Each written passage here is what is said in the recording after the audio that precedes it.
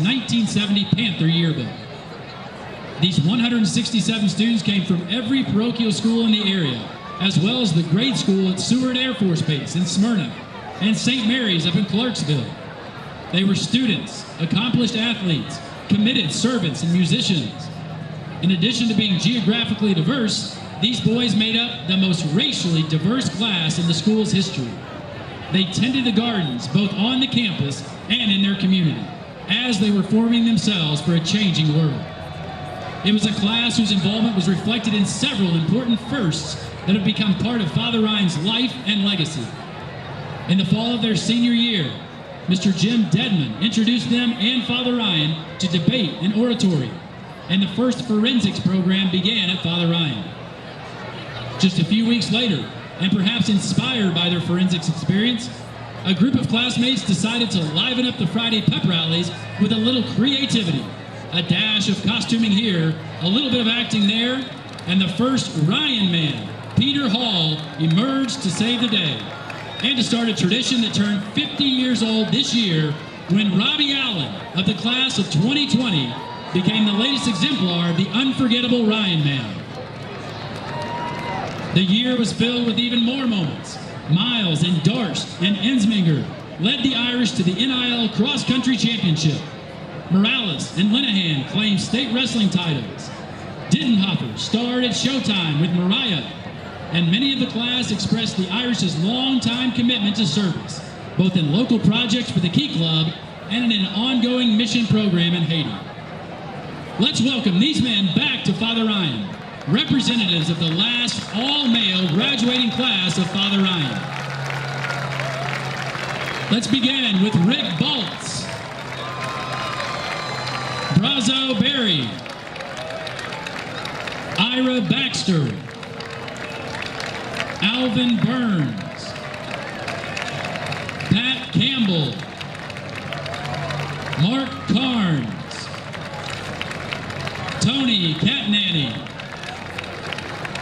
Mike Klepper, Dan Darst, Peter Hall, Steve Holzapple, Steve Horton, Tony Marchetti, Tommy McBride, Jim Miles, Mike Petroni, John Scruggs, Charlie Sharble, Stephen Stade, Robert Stevenson, and Frederick Strobel. They may have brought down the curtain on the area of all boys Father Ryan, but they have continued to shine on diverse stages throughout the country. They are educators and healthcare leaders. They have served our country, led our military, and started successful businesses. They are physicians and pharmacists, lawyers, music producers and police officers, contractors and engineers, public servants and men of faith, each one involved in their communities and this world, living still the mission and message of Father Ryan. Join me in congratulating the class of 1970 and thanking them for what they have meant and continue to mean to the legacy of Father Ryan High School.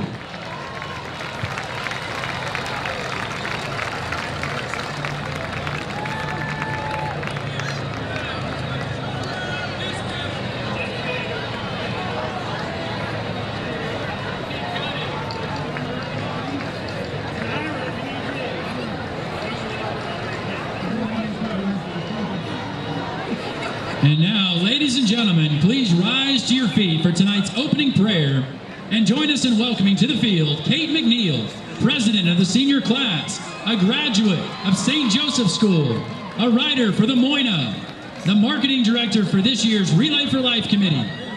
She has also taken part in Alternative Spring Break, another trip made possible by your support tonight of Pride in the Pit. Kate, please lead us in prayer. In the name of the Father, and the Son, and the Holy Spirit. Loving God, tonight we thank you for bringing together this community of faith across the generations. Teach us to be generous with our gifts and grateful for all we have received at Father Ryan High School. Help us to live lives built on tradition of faith, knowledge, and service. In the name of the Father, and the Son, and the Holy Spirit. Amen. Would everyone please remain standing and remove your hats for the national anthem, performed tonight by the Father Ryan Singers, the talented vocalists from all 4 choirs here at Father Ryan, under the direction of Grammy-nominated director Julie Cox.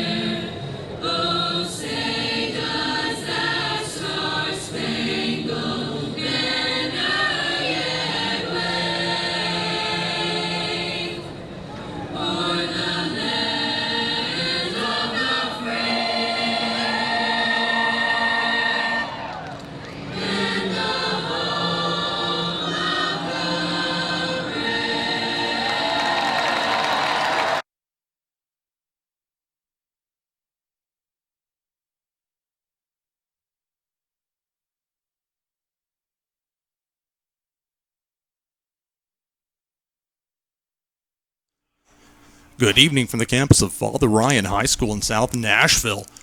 Germantown taking the field right now. The opponent of the Irish tonight. Everybody, Lou Pickney, and from behind the Crest, Tyler Fernandez and Tyler the Irish on a 4-game losing streak, facing a team that's had its own struggles finding wins this season in Germantown. Something's got to give tonight. The Irish would sure like to get a win at home here on homecoming weekend. Oh, absolutely. One of the most important wins for Father Ryan, because at some point one streak has to end, and at some point another streak is going to have to continue. And like you said earlier, both teams are having their struggles, and I think tonight's Father Ryan's night. There's like a little lightning background, but it's going to be an exciting night. As a few minutes ago, the Golden Grads class are about to be crowned of 1970. Will be honored. We're also going to have introduce our homecoming corps. We're also going to have crown our homecoming queen for this year. So it's going to be an exciting night here tonight here at Father Ryan High School. Captains for Father Ryan tonight: Matthew Beacom, number 8, Antonio Wright, number 10, Grayson Hubbock, number 12, and Anthony Wright, number 15. There's 1 week ago, Father Ryan on the losing end of a rather one-sided game against Brentwood Academy. Germantown, a public school in the 6A level in the greater Memphis area. A team that had very strong success before this season. New head coach, though, and a bit of flux. Looking to get a win here over Father Ryan. As for the Irish, this won't help them as far as region standings go, but a victory still would be very helpful, especially with the Ensworth game looming next week and that being so key to any chance for Father Ryan to get into playoff contention. Yeah, absolutely. You got to be in a situation where if you continue to win your games, you're getting a better chance at playoff spots. So I think the most important thing for Coach Rector, Coach Tavo, Coach Shaver, and for this Father Ryan coaching staff is to prep the players, and put them in the best position to win football games. Okay, that coin toss was won by Germantown. They'll defer, so the Irish will receive the ball to start the game. Earlier, they had the Pride in the Pit barbecue competition, some delicious food. Yes. And now, with their bellies full, the Father Ryan faithful here at Giacosa Stadium, and with the Irish taking the field. Here they come. Well, they're getting set up to as the band makes its way out. One score to let you know about real quick that's already underway. Macaulay's actually losing. Unbeaten Macaulay down 3-2 early against West Forsyth out of Georgia. Here we go. And not to mention, but just ahead of us, like dead center in the press box, we got a little bit of a heat lightning in the area. So as long as the game doesn't get canceled or anything, we should be good to go for tonight. Well, certainly hope so. I mean, there's been cases in the past with inclement weather having to bump to Saturday. Certainly hope we don't have to run into that this time around. Like you said, that cloud-to-cloud lightning. And here come the Irish. Yes, sir. Here we go.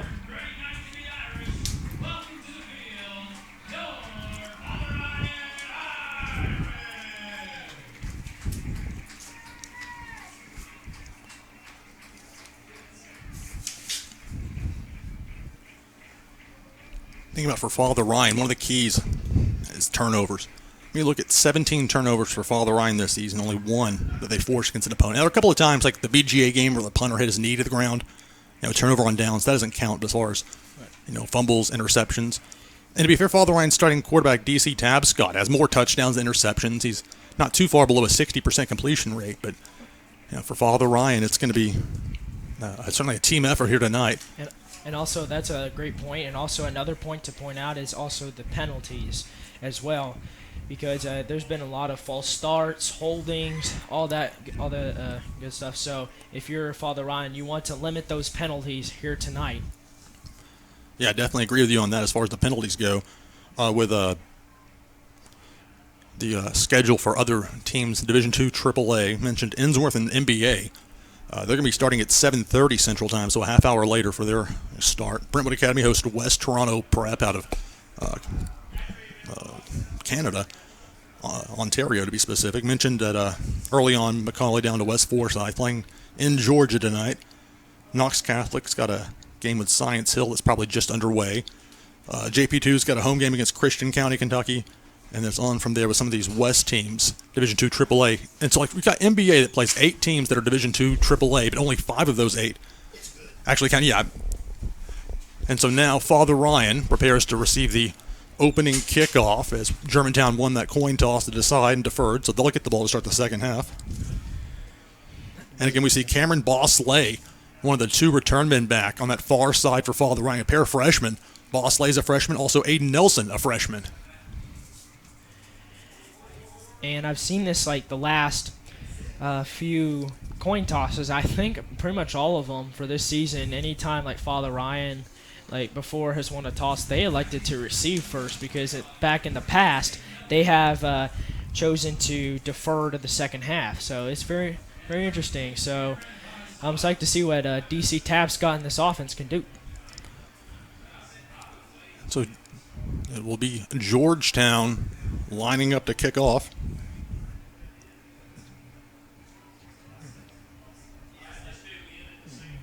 And we are underway. Kickoff fielded at the 2, to the 5, to the 10, the 15, to the far side. Nelson tries to get a hold, doesn't. He'll be stopped around the 17 or 18-yard line. Kicker is number 93 for Germantown, Izzy Kobos. It's kind of tough to tell the 8s and the 9s sometimes with those uniforms, but good. So Father Ryan will start. They'll say the forward progress from Nelson got him to the 20. So 1st and 10 Irish just underway here on Father Ryan's campus homecoming weekend.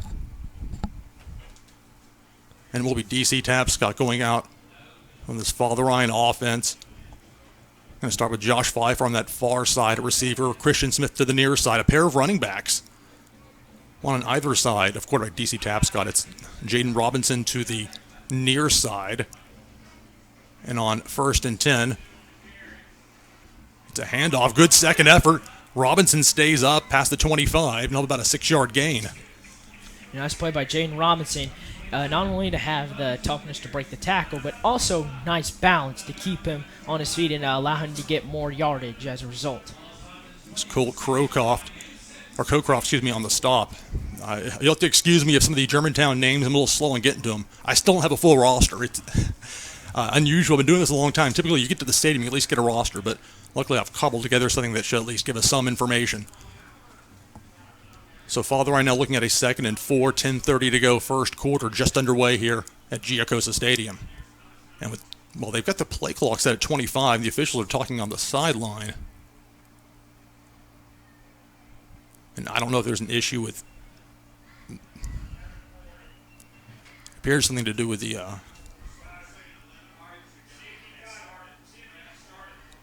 Yeah, you're hearing a little bit of commotion right next to us saying that, hey, set it at 40, set it at 40. Yeah, it's new for this year, that 40-second play clock. Things have changed. And I've noticed scouting teams doing, prep work, seeing it. You don't see a whole lot of delay of games anymore. No, they still do happen. So for Father Ryan to get that sorted out, 11:40 to go here, just underway. 2 receivers to the far side, Smith and Pfeiffer. And again, a 2 running back look, Jaden Robinson to the right, and it's Anthony Wright to the left of quarterback DC Tapscott. 2nd and 4 be a handoff. Anthony Wright, the team's leading yard per carry running back. He'll have the first down. Stopped on the Germantown side of the Irish 35-yard line. Nice, and this is the reason they brought in Anthony Wright, because of his size, and he's also really fast. So that was a smart play by Coach Tavo to hand it off to Anthony Wright and allow him to get positive yards for the first down. And again, Father Ryan goes with that dual running back look, Robinson and Anthony Wright. It's Christian Smith, the receiver, to the nearest side. And with an H-back, it's going to be a handoff. So it's Anthony Wright on the carry. And Danny Tolles on the snap. Or towels. So no gain for the Irish, 2nd down and 10. 11-11 to go first quarter, no score between Father Ryan High School and Germantown High School. Germantown runs a 4-3 defense. They got 4 down linemen. Irish with 3 receivers on the 2nd and 10. Tapscott's going to roll far side, has some time to throw, but dangerous. Intent for Parker Urban, incomplete. That was a nice idea by Tapscott to throw deep to one of the best receivers on the team, Parker Urban. Just wasn't able to haul it in, and it's going to be set up a 3rd down. I believe that was Marcus Askew, number 22, over there at far side in defense. Father Ryan wants to get the ball into Parker Erdman's hands as much as possible. He's very quick, very much a playmaker. But the clock stopped just underway here in Nashville, the south side. Germantown took the bus in from West Tennessee on I-40 today, so it's 3 or 4 receivers, 2 bunching on this near side.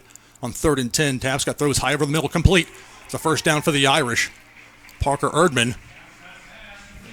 Yeah, and again, that was a nice play by Tapscott, seeing the awareness and seeing Parker Urban wide open over the middle, and that was a nice play by him to get it up for a first down. Ooh, got a little bit of hurry up. Up-tempo Irish, when they get a first down, like to go fast. 3 receivers was Josh Robinson on the stop in the last play.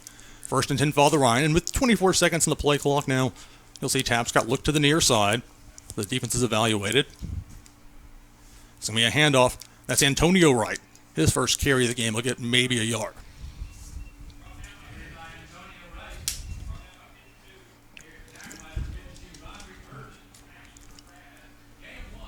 And Antonio Wright has been working very hard his senior year to become more elusive, become a better running back. So, and right now it has shown pretty well. He was able to get something out of nothing. So on 2nd and 9, 3 receivers. Erdman the receiver to this near side. And they'll send Erdman in motion to the far side. Go trips. And with Beacom blocking towards this near side, it's going to be Tapscott throwing high, incomplete. Intended for Josh Pfeiffer. I mean, that was a nice idea by Tapscott, just too high for his intended receiver. And now that was probably not a good idea, because now you're set up with a little bit with 3rd and 9 right coming up. So Father Ryan facing another 3rd down. He's able to convert his last 3rd down. Ball's at the 45-yard line of the Red Devils of Germantown. So again, 3 receivers. Christian Smith near side, Erdman in the slot, Pfeiffer out wide. 1 running back, on this 3rd and 9. Tapscott needs to feel that pressure throw. His ball is batted, incomplete, and that was Miles Salisbury, number 98 in there. He's a big man. They list him at, well, it says 6'2", 236. I don't believe that's more like probably 256, 266. That may be an older listing for him. Again, these Germantown names and numbers, if anything I get wrong, I know there are people from West Tennessee listening, and I'm not intentionally going to try and slide anybody. Just the way it goes when you have limited information. So 4th and 9, the Irish may go for this. Maybe a pooch punt. Wouldn't surprise me. Nobody back for the Red Devils. And you may see Tapscott. Well, we get a flag. There were 15 seconds on the play clock. So the first penalty of the game is going to be against Father Ryan. So illegal procedure. This has been a problem for Father Ryan this season, and it remains a problem. Well, and back to the Miles Salisbury play, he was able to, that was a nice play by him, able to get his hands up and able to knock that ball down. And yes, the penalties have been a little bit of a problem for Father Ryan this season. There's, like I said, one of the keys tonight is limit the penalties, so that way, it won't hurt you in the long run. That's going to be a pooch punt by DC Tapscott. Nobody back, really, for Germantown. Takes kind of a neutral bounce and be fielded at the Germantown 17-yard line. Urban, who returns a lot of punts, got there, was able to get that one dead with no return. So Father Ryan gets a couple of first downs and forced to punt. And then we'll see Germantown's offense for the first time. They've got a couple of options at quarterback. Germantown, they've got number 5, TJ Tate, dual threat, can run with it. Also have Will Fisher, number 17, more of a pocket passer. Fisher's actually a transfer from Crest, but it's going to be number 5, TJ Tate, in on this 1st and 10, the first offensive play for Germantown. No score, run up the middle, about a 3 or 4 yard gain. Looks like Cole Becker was the first guy to get there on the tackle. So it was Becker on the stop, and it appears it was TJ Dorsey on the carry.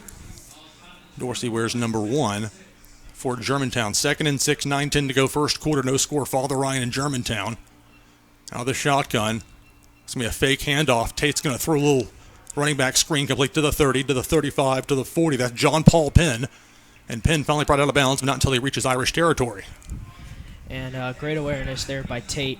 Seeing that nobody was there on the left side and was able to throw it to Penn and was able to get a big gain. I think that might have been number 34, Michael Hartson, on the stop for Father Ryan. 1st and 10, Germantown, the spot of the Irish 49. This is going to be a handoff, a nice tackle. Very adept move right there by Zito. Matthew Zito tripping up Dorsey. Yeah, Matthew Zito, remember a couple weeks ago, he was limited to snaps due to a problem with his hand, but he was showing well last home game that his hand wasn't a problem, and it's showing right here that he continues to dominate right now. 2nd and 9, 8:30 to go, first quarter. It's going to be a quarterback, TJ Tate, keeping himself to that far side. Quickly brought down, nice acceleration. Michael Hartz again on the stop. Yeah, Michael Hartz was aware of Tate's moves, and he was able to get there and was able to stop him. And now it's going to be a 3rd and 8 at the Father Ryan 47. So as you mentioned, 3rd and 8, the line to gain is to the Irish side of the Father Ryan 40-yard line.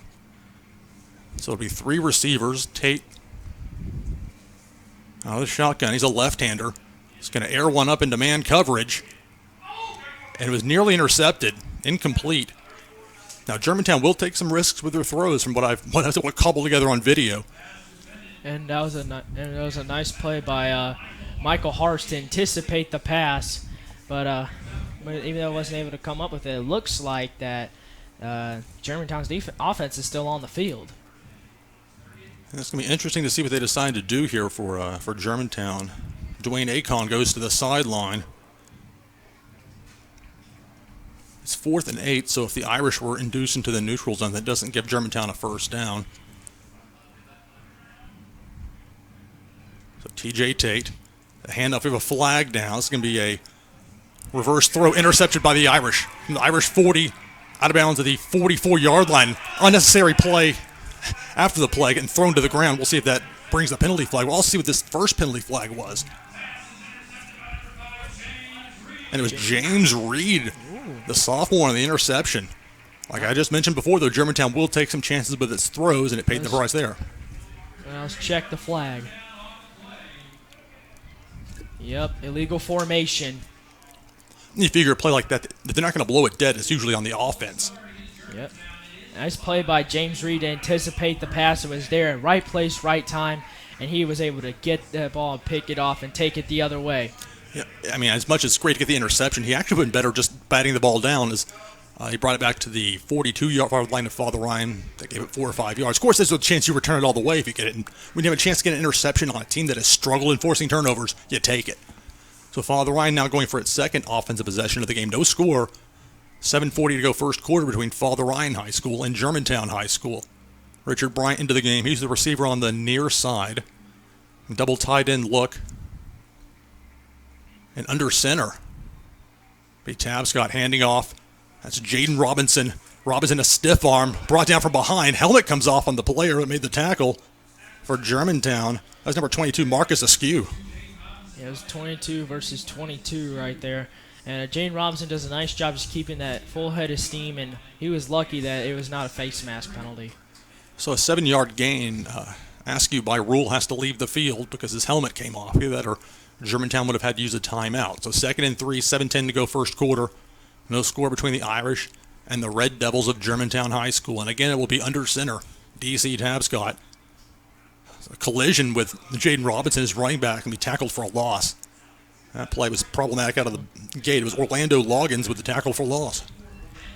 Yeah, there's a little bit of a miscommunication between Tabscott and Robinson, and as a result, Loggins was able to get in there and wrap him up in the backfield for a loss.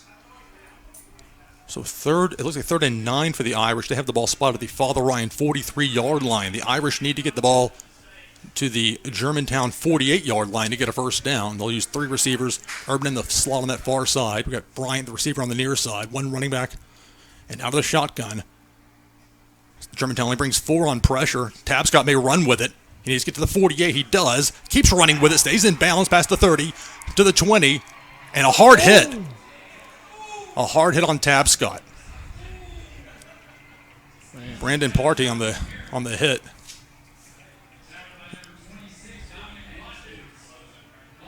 Oh, Dominic Watkins. Like I said, with this Germantown roster, I have it pieced together piecemeal style. So I guess I can mark that name off my list for one that's not actually an actual player for Germantown. No, right now he's limping right now. Yeah, I was hoping he was going to step out of bounds. I know he was trying to make something happen. It was a clean play, too. It was a hard hit.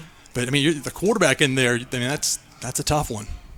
But a nice gain nonetheless. So for the Irish with 14 seconds in the play clock, 6:11, they've stopped the clock. Or the actual, the game clock. The play clock's down to 4. So they're going to take a timeout. So Father Ryan opts to take a timeout. Saw that hit that Tabscott took. I was wishing he was going to step out of bounds. I know he was trying to make something happen. Already had the first down. Managed to stay in bounds along this near sideline.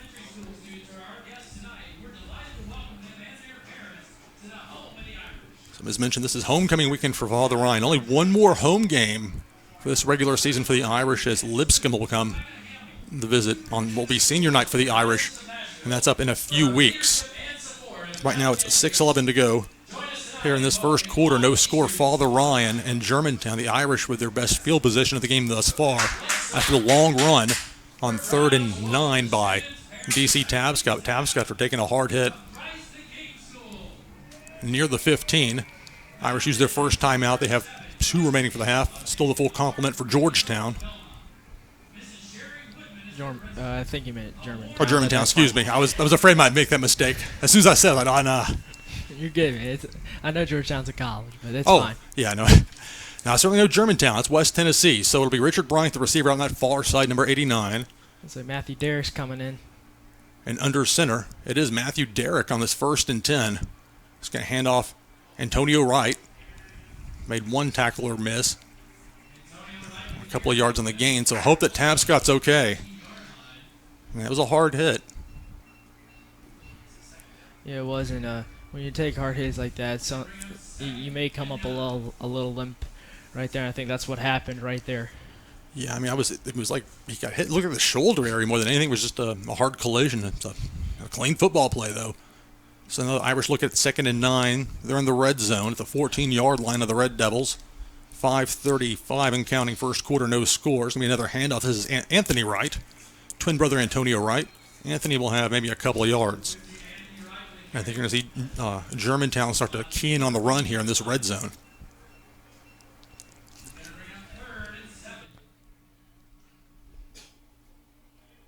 So 3rd and 7 for the Irish, 5:13 and counting first quarter, no score between the Irish and the Red Devils. And it's Matthew Derrick remaining in at quarterback, the sophomore.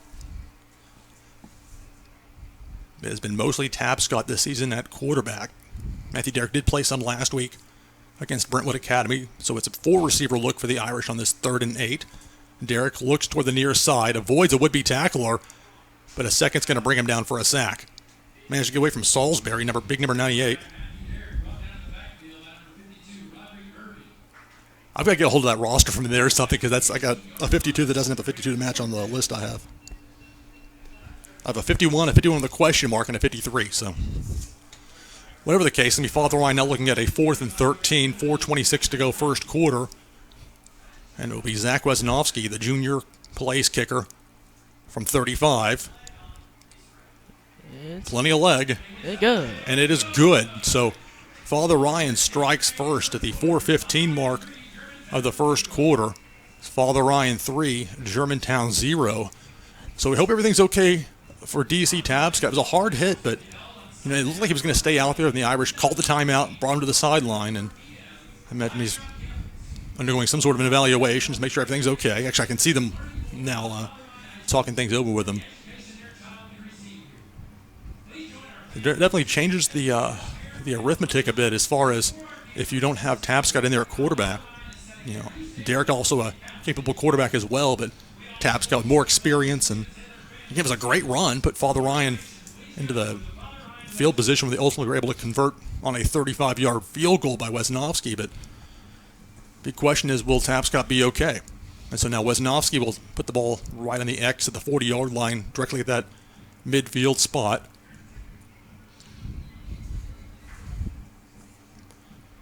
And we'll see if Father Ryan opts to kick deep. The intermediate length kick. You got to watch out for number 2, Dwayne Aiken. And as a line drive, fielded by an up man on the one bounce, past the 30 to the 35 to the 40, still maintaining his balance, spinning around. Can they finally bring him down? It was Paul Penn on the return for Germantown. You're going to take your choice of the several Irish defenders that got up as far as who made the play on defense. Zephy and Wade in there, along with Henry Rogers. So they'll finally see the ball spotted at the 46-yard line of Germantown. 4:05 to go, first quarter. It's Father Ryan 3, Germantown 0. And we'll see now a quarterback a change for Germantown. So they switch things up, and they will here. TJ Taylor throwing the interception, takes the sideline in favor of the pocket quarterback, Will Fisher. Fisher is a junior. He's going to fake the handoff on 1st and 10. Beacom bringing pressure, tries to run back to the near side and just throws it away. TJ Dorsey, the intended receiver. Good pressure by that Father Ryan defense. Nice play by Matthew Beacom to pressure Fisher, and as a result, that forced him to throw it away. And his intended receiver is TJ Dorsey also. Dorsey's a talented player. Germantown does its best to utilize him in a number of roles. And in this particular play, Dorsey be the running back out of the pistol on this 2nd and 10. 3:58 to go first quarter. A handoff slicing through. It's Dorsey. About a 5 or 6 yard gain. And it was Grayson Hubbock on the stop. Father Ryan makes a substitution on defense, bringing in Zach Smith into the game, along with Marcus Kennedy Holt. Is some confusion over which down it is. 3rd down, 3rd and 10, 3:32 and counting first quarter. Father Ryan 3, Germantown 0. The Red Devils have to get the ball to the Father Ryan 44 to get a fresh set of downs. A clock runs. And so it's Will Fisher out of the gun. Fakes the pitch. It's going to be a little toss to the up man, Penn. John Paul Penn is a first down for Germantown. That was a smart play by Fisher to fake the pitch outside and toss it inward to Paul Penn up the middle. Was able to get enough for the first down for Germantown.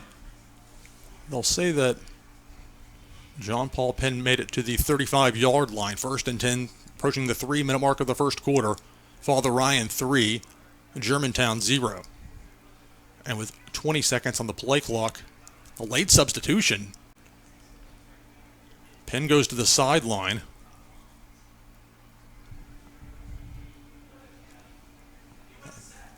So on this 1st and 10, a handoff gets blown up by Father Ryan in the backfield. It's going to be a major loss on the play. Dorsey brought down. Parker Peterson, nice play by him, not only to make up for the tackle missed by his teammate, but was able to recover and was able to wrap him up in the backfield for a 10-yard loss. So 2nd and 20, it says on the scoreboard. 2:20 to go first quarter. Father Ryan 3, Germantown 0.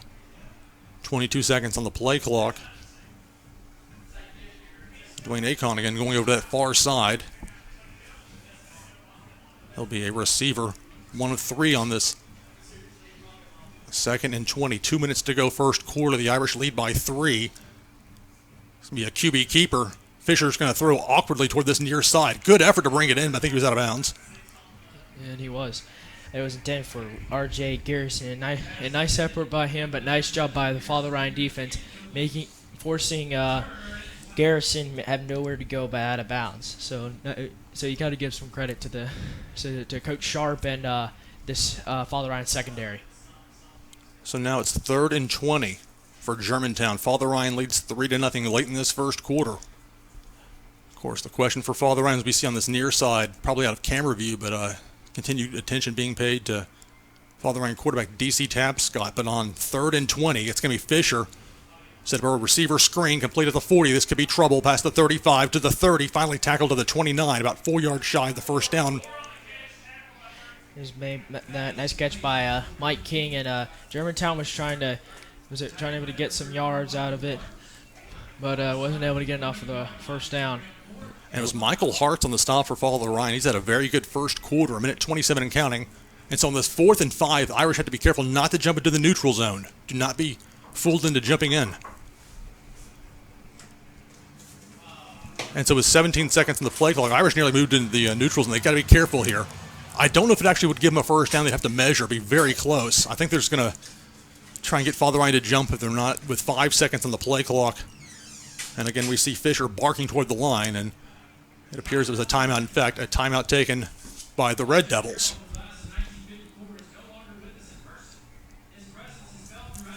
So 1:02 remaining in this first quarter. It's Father Ryan 3 and Germantown 0. Both teams getting some water, trying to stay hydrated. It was up above 90 earlier today, or 83 degrees at this point, it looks like, or at least the last check. So not as hot as it has been, but certainly warm. Yeah, because remember a couple weeks ago when Father Ryan played JP2, the game had to be delayed 15 minutes due to heat index on the field. Yeah, exactly. And again, that's for player safety reasons. I mean, it was still a very hot night out there. It's so strange, though, because I didn't really understand things initially for how they set it up with Division II, AAA West and East. But it was for the Bishop's Cup, but it had no bearing as far as playoff consideration goes. So for JP2, it was obviously a big win for them, but doesn't help them any for trying to get one of the 4 spots out in the West. And so after all of that, we're looking at a 4th and 5. Looks like the offense is still out on the field. Fisher, the quarterback, they have to get to the 25. Rolling far side, throws, incomplete. Batted down, and a turnover on downs to the Irish. And Michael Hartz again getting in there. And Michael Hartz has been one of their go-to players on defense, and he has pulled out the stops in his bag of tricks tonight. And he did this as a result, and Father Ryan gets the ball with 56 seconds left in the first quarter. And while quarterback DC Tapscott continues to receive plenty of attention here on this near side, it will be the sophomore getting back out there again for Father Ryan. Matthew Derrick. Derrick went in after Tapscott had a very nice run and really should have stepped out of bounds. Didn't, took a hard hit, and hasn't been back in since. So under center will be Matthew Derrick, 2 receivers, an H-back and a tight end for blocking purposes, I presume, and indeed. Handoff, Jaden Robinson to the near side, lowers his shoulder. About a 5 or 6 yard gain, depends on the spot.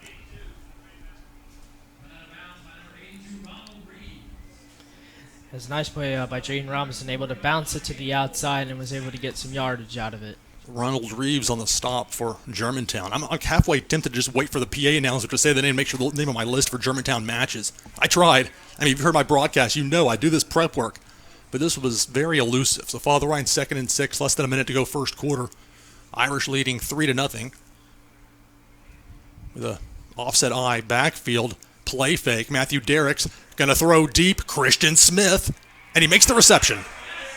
That was a nice pass by Matthew Derrick going deep to his receiver, Christian Smith, and was able to find him for a nice jump ball catch. And that was a big play for Father Ryan. 1st and 10 in Germantown's territory. Number 26 on the stop for Germantown. I'd give you the name, but the name I had on there was not the actual right name. So for now, it's just number 26, one of their safeties. A nice pass, though. Good job by Derrick to get there, and good job as well by receiver to get back into position. Now Father Ryan, again, going with that double blocker look and 2 receivers. It's going to be a handoff. Jaden Robinson tries to find the edge on the outside and has about a 4 or 5 yard gain. So Father Ryan sticking with the run. That's probably the last play of this first quarter. It was a nice play by Jaden Robinson. He continues to bounce it to the outside and was able to get some yardage. I think that's what Father Ryan needs to continue to do when they run the ball, is continue to bounce it to the outside. So that's going to do it as far as the first quarter is concerned. Here at Giacosa Stadium after 1, your score, Father Ryan High School 3, Germantown High School 0. This is Father Ryan Football on ATW Sportscast.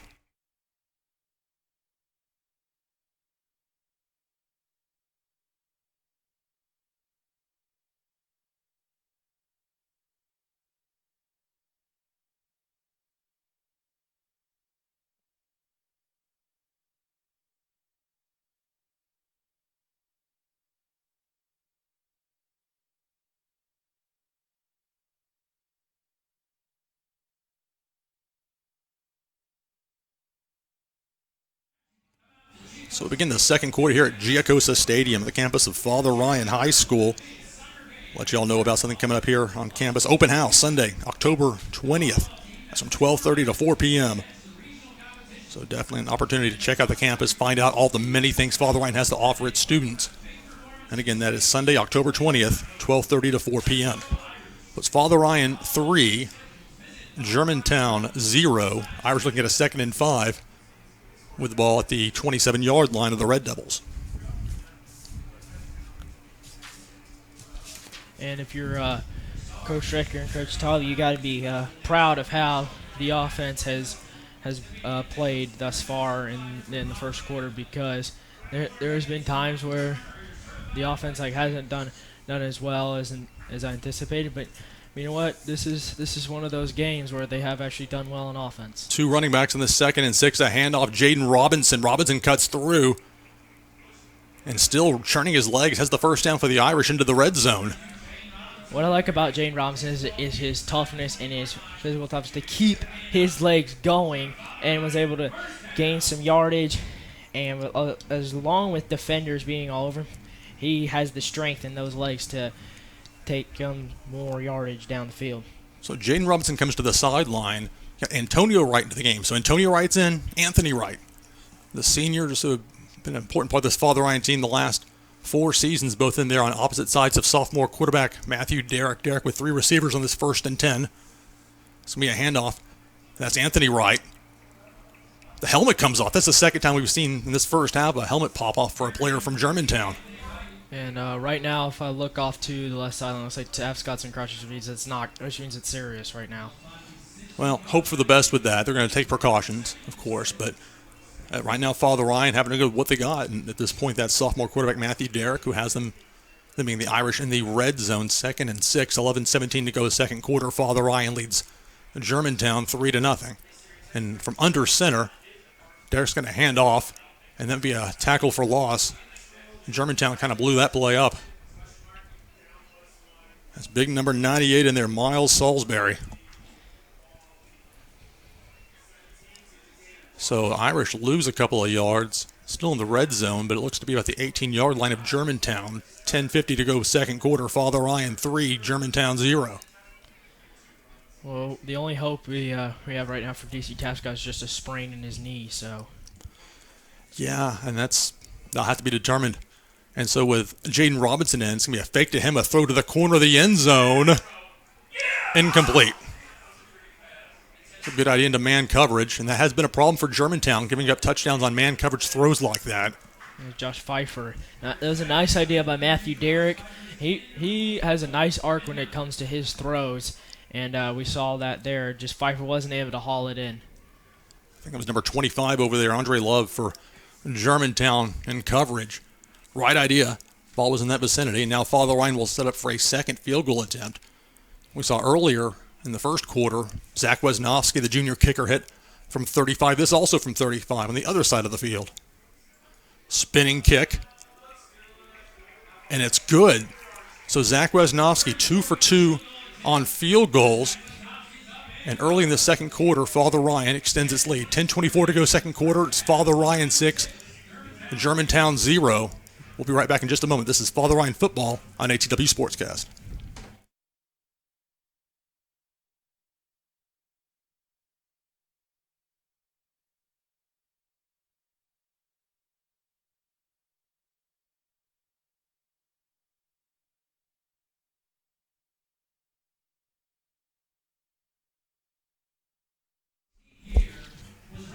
So Father Ryan extends its lead to 6-0. I'm Lou Pickney with Tyler Fernandez from behind the Crest with me on color commentary tonight. And for Father Ryan, a couple of long drives, a pair of field goals by Wesnowski. And while there's concern, though, for quarterback D.C. Tabscott, the Irish at this point hold the lead. And so it'll be Wesnowski with the ball right at that middle point of the 50-yard line on the X. Father Ryan did not kick deep initially. And we think about the threat that Germantown has. With number 2 out there, it could be a wise move. This be fielded by, it goes through the arms, the wickets of the return man, hits the pylon. That's a live ball, I think. Father Ryan jumps on it, looks like. They're going to say touchback. So a touchback called after an absolute blunder. I can hear people yelling in the next room about it. They're not happy. Yeah, but so the ball went through the, it was the ball rolled, I guess, under the legs of the would-be return man off that carom, and that's why Father Ryan kicks it like that. You never know. That football is an oblong-shaped object, but they'll say because the ball crossed back into the end zone. Yeah, the ball. Yeah, I don't think you'll notice, but the ball did hit the pylon, so I think that's probably why he called it a touchback. Yeah, I mean that's clearly that's the ball. That's what happened, and the rules of it breaks the plane. Even when it's something like that where somebody touches it before it reaches the end zone, when it's incidental, they can't just throw it back there. But in this case, it's a touchback, so a lot of excitement there momentarily, but. When it's all said and done, it'll be 1st and 10 for Germantown from their own 20. 10:17 to go second quarter. Father Ryan 6, Germantown 0 in this 1st and 10. Fakes handoff. And again, it's going to be TJ Taden. He's going to throw complete. Past the 40, has a first down. It was Malik Smith on the catch, it appears. And I believe it was William Evanson, number 31, on the tackle for Ryan. And yeah, that's interesting. They've been alternating the quarterbacks a little bit for Germantown. We don't see that a lot. No, in this case, they've been doing that this season. So it was Dwayne Aiken, actually number 2 on the reception there. Aiken works out of the slot very successfully. You do not want to kick the ball deep to Aiken if you can help it. So on this 1st and 10 from their own 42, down 6-0, Germantown's going to run the jet sweep to this near side. Got Anthony Wright and Chase. A nice tackle there by the Irish. Be a neutral gain at most. And Chris Williams on the jet sweep, and a nice play by Anthony Wright to see the jet sweep coming and was able to track him down and tackle him for, I believe, a loss. No, I think rolled it a no gain. Interesting move there by Germantown to try and get Chris Williams in on the offense. I had him on my list on the defensive side. So 2nd and 10, 9:25 to go. Here in the second quarter, play fake. TJ Tate's a threat to run or pass it. Ankle dive by Becker misses toward that sideline out of bounds after about, it's like a 3 or 4 yard gain. It was forced out by, I believe, Jair Horton, number 25.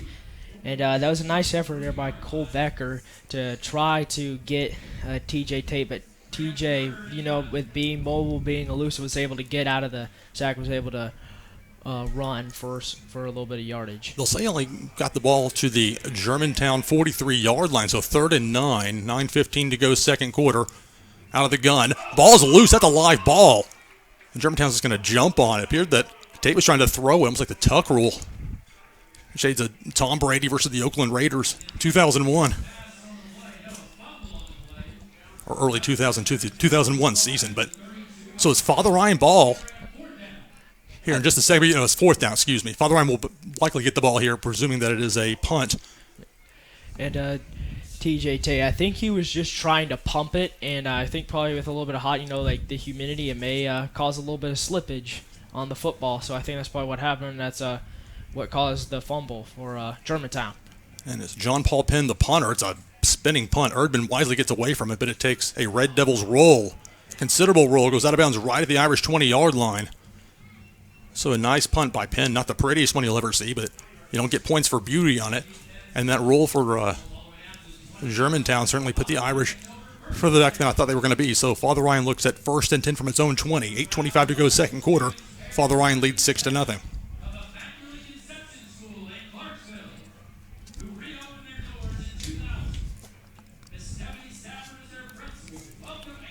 I don't get the feeling we're going to see DC Tapscott back in at quarterback anytime soon.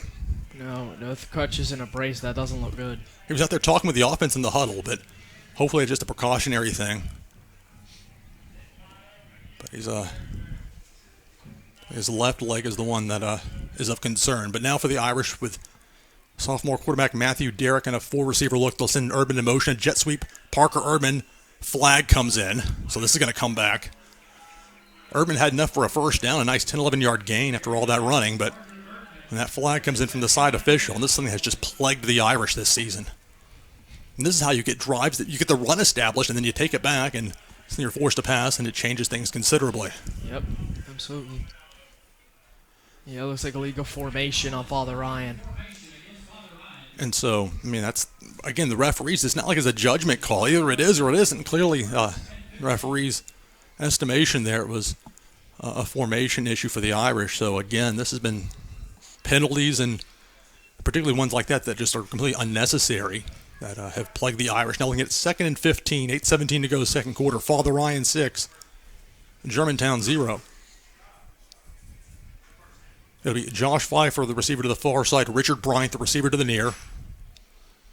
Offset I formation, and with Matthew Derrick under center on this 1st and 15. It's going to be a handoff. That's going to be a loss. Yeah, I think right there they knew the run game that ball was going to bounce into the outside, and Germantown was able to figure it out pretty quickly right away. Past the 8-minute mark of the second quarter, late in this first half, we're getting close to late.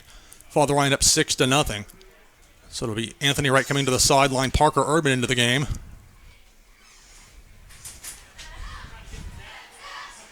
And so it'll be 4 receivers, 2 to either side, 2 bunched up in this near side. And this 2nd and 15. Irish need to get to their own 30. Matthew Derrick's going to throw deep. A bit too much arm strength on that one. Intended for Richard Bryant on that near side. Yeah, from the looks of it, I think he just threw it just a little too early on that one. And that was a nice effort by Bryant to try to get there just a little bit ahead of him. So that stops the clock. 7:35 to go. Second quarter. Father Ryan 6. Germantown 0.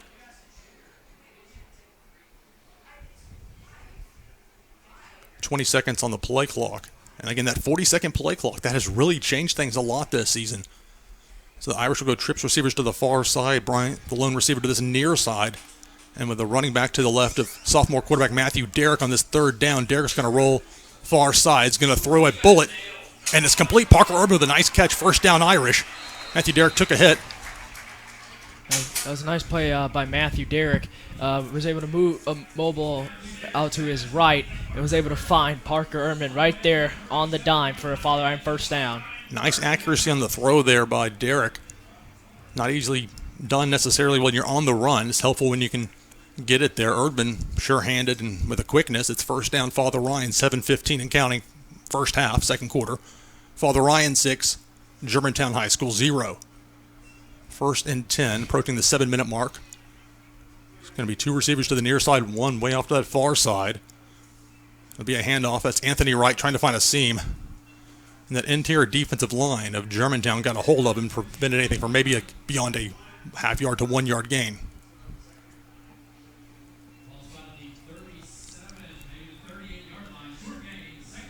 So second and a long 9. That was maybe a half-yard gain. 6:40 to go second quarter. Father Ryan 6, Germantown 0. And we'll see Parker Urban come to the sideline and into the game, running back Jaden Robinson.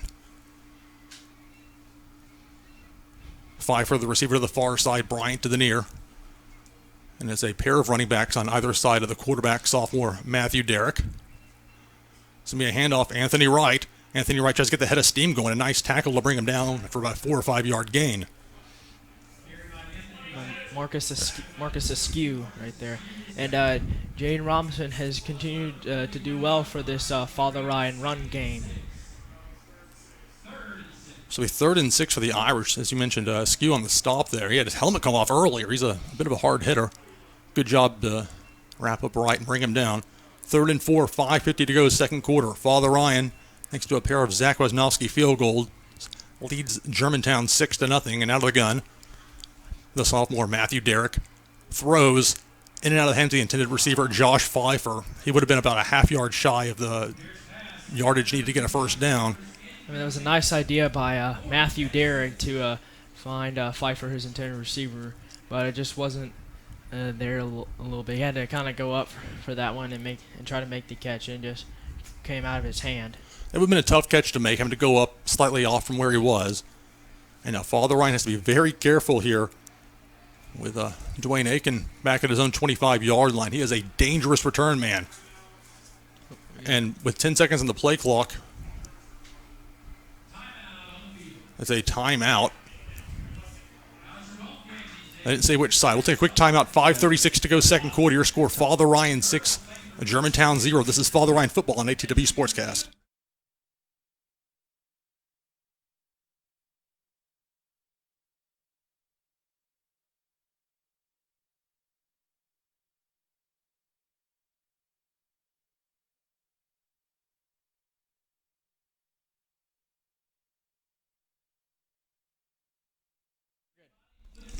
.536 to go, second quarter. Father Ryan 6, Germantown 0. And as Germantown taking the timeout, want to make sure they had everything ready for their punt return team.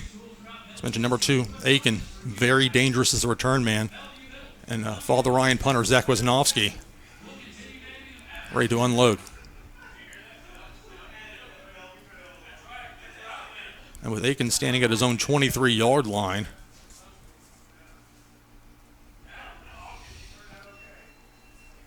Father Ryan takes its time on the snap, finally gets it. Some heat brought as a high spinning kick by Wisnowski will bounce at the 33, take a bit of a Germantown bounce. Irish need to jump on that ball. Don't let it keep rolling, guys. Come on. Finally stop it on the 40-yard line, but bit of a Red Devils roll after that punt. No return, obviously, but decent starting field position on this drive for Germantown. So 5:24 to go, second quarter.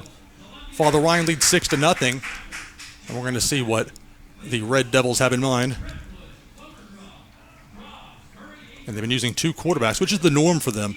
And indeed, with their pocket passer, Will Fisher out. Number 17 at quarterback, 1st and 10. From their own 40, 3 receivers, 2 to the nearest side. It's going to be a handoff. It's TJ Dorsey. Tries to get that corner, can't quite get there. And it's maybe a 3-yard gain. And TJ Dorsey was trying to get a little bit ahead of steam going, but Father Ryan defense they have been doing pretty well for themselves and trying to stop the run, and that was shown right there. Zito on the stop. 2nd and 6, less than 5 minutes to go, second quarter. Father Ryan 6, Germantown 0. So throw to that far side complete. I think he has the first down. It will depend on the spot. And they've been aching on the catch over there. Indeed it was. He did not get the first down, it looks like. Aiken stopped at the 49-yard line of the Red Devils. So 3rd and short, 3rd and 1. We haven't seen a whole lot of this for Germantown in this game to know how to quite gauge what to expect. 25 seconds in the play clock, so that's not particularly an issue. 4:51 to go in this second quarter. And so after making sure things were set with his center, it's going to be Fisher, the quarterback. It's going to be a handoff. It's a first down for Dorsey. TJ Dorsey. Another helmet comes off for Germantown, number 75. So he'll have to leave the field for a play. Got to tighten those chin straps up. There's a reason they have that rule in place. This is a relatively recent rule change, but they want people to have their helmets on tight because that's how you stay safe. Your helmet comes off, that's not a good sign. Yeah, that's the third helmet come off for Germantown in this game. So looks like they're going to have to make some adjustments in chin straps, apparently. Bringing number 74 to play offensive line for at least one snap. 1st and 10, Red Devils at the Irish 39-yard line. Play fake throw to the near side, complete. Parker Urban with a nice stop after about a 4-yard gain. We get the whistles after that. That was a nice play by Parker Urban to see the wide receiver screen coming and was able to get there for a short gain limited. So it's R.J. Garrison on the reception. 2nd and 7, 3:53 and counting second quarter. Father Ryan 6, Germantown 0. Now the Red Devils with Fisher going out to stand at the shotgun position. Throws near side, complete. A little quick out, trouble with the tackle. Spin around, finally stopped by Anthony Wright on this near side around the 30-yard line. That's going to set up 3rd and short. And it was Aiken on the reception again. Aiken been a frequent target here in this first half. Yeah, because he's probably one of the most fast speed players for this Germantown team. So it's up to Father Ryan again to get a big stop as Germantown continues to march down the field. So Germantown brings in, it was like a blocker, number 89. They send with the receiver, number 2, Aiken out. And on this 3rd and short, out of the pistol formation, it's Will Fisher. Fisher fakes the handoff, is going to throw deep on this near side. Urban in coverage, falls incomplete. Pass intended for Mike King. That was a nice play by Mike King. Excuse me, TJ Tate to try to throw deep into the end zone, but just was able to overthrow his rear. And it looks like they're going to keep the offense out on the field. Fisher. Fourth and short. It was intended for Mike King. King's taking his time to get over there. He's actually hustling to get over there that far side, get out off the field before the snap. 4th and short, and it's a first down for Germantown. TJ Dorsey found a seam, and that'll move the chain. So a fourth down conversion for the Red Devils as they move close to Father Ryan's red zone. Will there be a penalty, though? Hang on. Ooh, hold everything. I don't even see what the flag there is over that far side. With the snap. Illegal formation. Illegal motion, excuse me. Well, I mean, they use similar, signals from the officials as far as, a motion penalty. So instead of a first down that would have moved the chains for the Red Devils, instead Germantown moves back 5 yards to the Irish 35. Make it 4th and 6, 3:23 to go second quarter. Father Ryan 6, Germantown 0. And so it's Fisher, the quarterback, with 17 seconds back in after talking with his coach momentarily. Fakes a pass. Throws to that far corner. Incomplete. It's an Irish ball after a turnover on downs. James Reed in coverage for the Irish. That was a nice play by both the defensive line and James Reed. First, by the defensive line, putting the pressure on Fisher to make him rush his throw, and nice coverage by Reed to not allow the receiver to get the ball, and as a result, turnover on downs. The Father Ryan defense has shown they come ready to play tonight against Germantown. So Germantown, remember they had the first down, but then the procedure penalty, the illegal motion, sent them back 5 yards. They tried passing, didn't work out for them. And it's Father Ryan's ball now after the turnover on downs. 3:17 to go, second quarter. Father Ryan 6, Germantown 0. Irish with 2 timeouts remaining in this first half. And so it'll be Matthew Derrick remaining in at quarterback under center. And they'll bring Pfeiffer in motion to the near side, so play fake. Derrick's going to throw deep, too much arm on that one, fall incomplete. Overthrew Christian Smith by a good 5 yards, although he was well covered, though, by the Red Devils. And Matthew Derrick has come up with nice plays, like trying to throw deep early, but so sometimes on some of those deep throws, you have a little too much oomph on the ball, and I think that's what has been happening a couple of times, just a little bit too much muscle on the ball. I believe that was number 25. I had listed as Andre Love for Germantown. Although I'm halfway paranoid with these names just because this is not ideal as far as getting that information. 2nd and 10 for Father Ryan. 3:09 to go second quarter. Irish lead by 6. This is going to be a handoff. And that's Jaden Robinson. He'll be past the Irish 40 down to the 41. About a 6-yard gain on that 2nd and 10 carry. And Marcus Askew on the stop. He's had a pretty productive first half when his helmet stayed on at least for the Red Devils. But, okay, they'll say that it was finally a stop at the 40-yard line, so 3rd and 5 now for Father Ryan, 2:44 and counting second quarter. Here comes Parker Erdman. He's probably one of their most reliable third down men on this Father Ryan football team. Got great hands and tremendous speed. And so will be Erdman as one of 3 receivers on that far side, along with Josh Pfeiffer and then the far man, Richard Bryant. And Derek going to take a hit, throwing deep, Richard Bryant, and it's incomplete. And number 25 right there with him. Good defense. That was a nice idea by Matthew Derrick, trying to see the difference between Bryant and cornerback. Just the same timing was just there simultaneously, and he was able to knock it down. And that was a nice try by Matthew Derrick. He has done well. He's done pretty well for himself, subbing in for DC Tapscott. And that will now bring out on this 4th and 5. They can try and get Germantown to move into the neutral zone. It won't be that. Instead, it'll be Zach Wesnowski with the punt, a spinning kick. Aiken wants to try and return it if he can. Takes a second bounce. Hits a Father Ryan player. Need to jump on that ball at that point. And they do. So it'll be the 23-yard line is where it will stop when it's all said and done. Perhaps most importantly for Father Ryan, they made sure that Dwayne Aiken had no chance for a return. He had to try and field off a 2-hop, and he realized that was not the best move.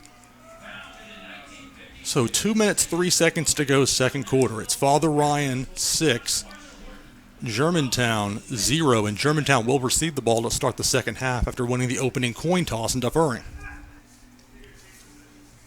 And so we'll see which of the 2 quarterbacks the Red Devils choose to use in this relatively low-time situation. 2:03 second quarter, and the Red Devils, with, if that scoreboard's correct, and I believe it is, only 1 timeout remaining. So they're going to go with Tate. This will be number 5, TJ Tate. 3 receiver look on this 1st and 10. The lefty uncorks one. A high skying pass, incomplete. That was a nice play by Parker Erdman to stay with King and was able to force an incompletion on that. Mike King, they list him at 6'1", 170. He's very good at those deep passes, at getting his body between the receiver and the ball. But on that play, unable to connect. And with 1:56 to go, second quarter, it's now 2nd and 10 for the Red Devils. Really from their own 23-yard line. It's going to be a handoff. Becker blew up in the backfield. It was a nice play by Cole Becker. Got Zito in there as well to help clean it up.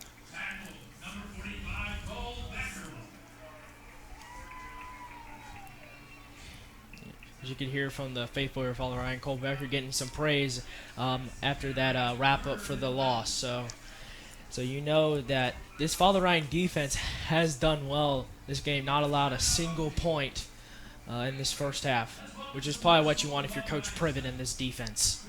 We got a timeout on the field. I imagine it's Father Ryan that called the timeout.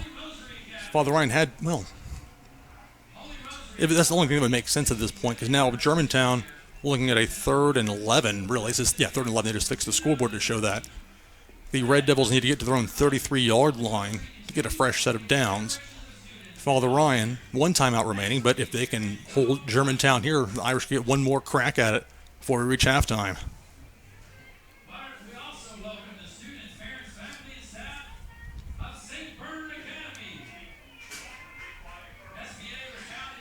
So it'll be 3rd and 11.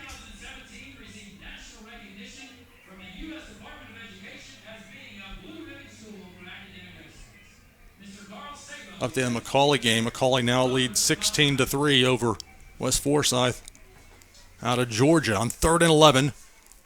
It's a deep throw. Receiver falls down.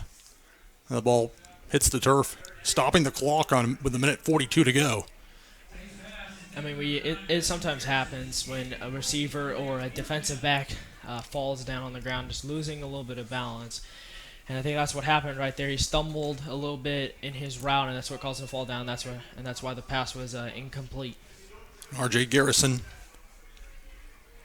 the intended receiver. So 4th and 11. It looks like the Red Devils will punt. Father Ryan with Erdman standing at his 50. It's a spinning kick. Erdman, watch it bounce, take kind of a neutral roll. Now it goes. He needs to get away from that ball, and he wisely will. Erdman doesn't make many mistakes when it comes to this.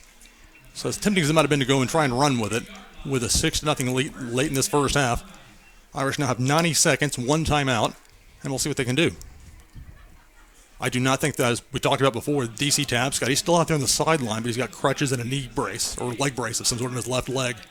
And that hard hit he took after the long run down the near sideline. And thus far, though, I have to say, Matthew Derrick, the sophomore quarterback pressed into action, has done well this Father Ryan team. Yeah, I think that with him doing well has to come from Tapscott. Not only teaching him to become a better quarterback, but also become a better playmaker and a player as well. That's a 4-receiver look. Erdman in the slot on this near side. And the Irish with the ball at their own 48-yard line. Throw to the near side, complete. Erdman out of bounds. It'll stop the clock. About a 4 or 5 yard gain for the Irish. Get the ball into Germantown territory. Yeah, that's probably what you need to do right now for Coach Tavu in this offense.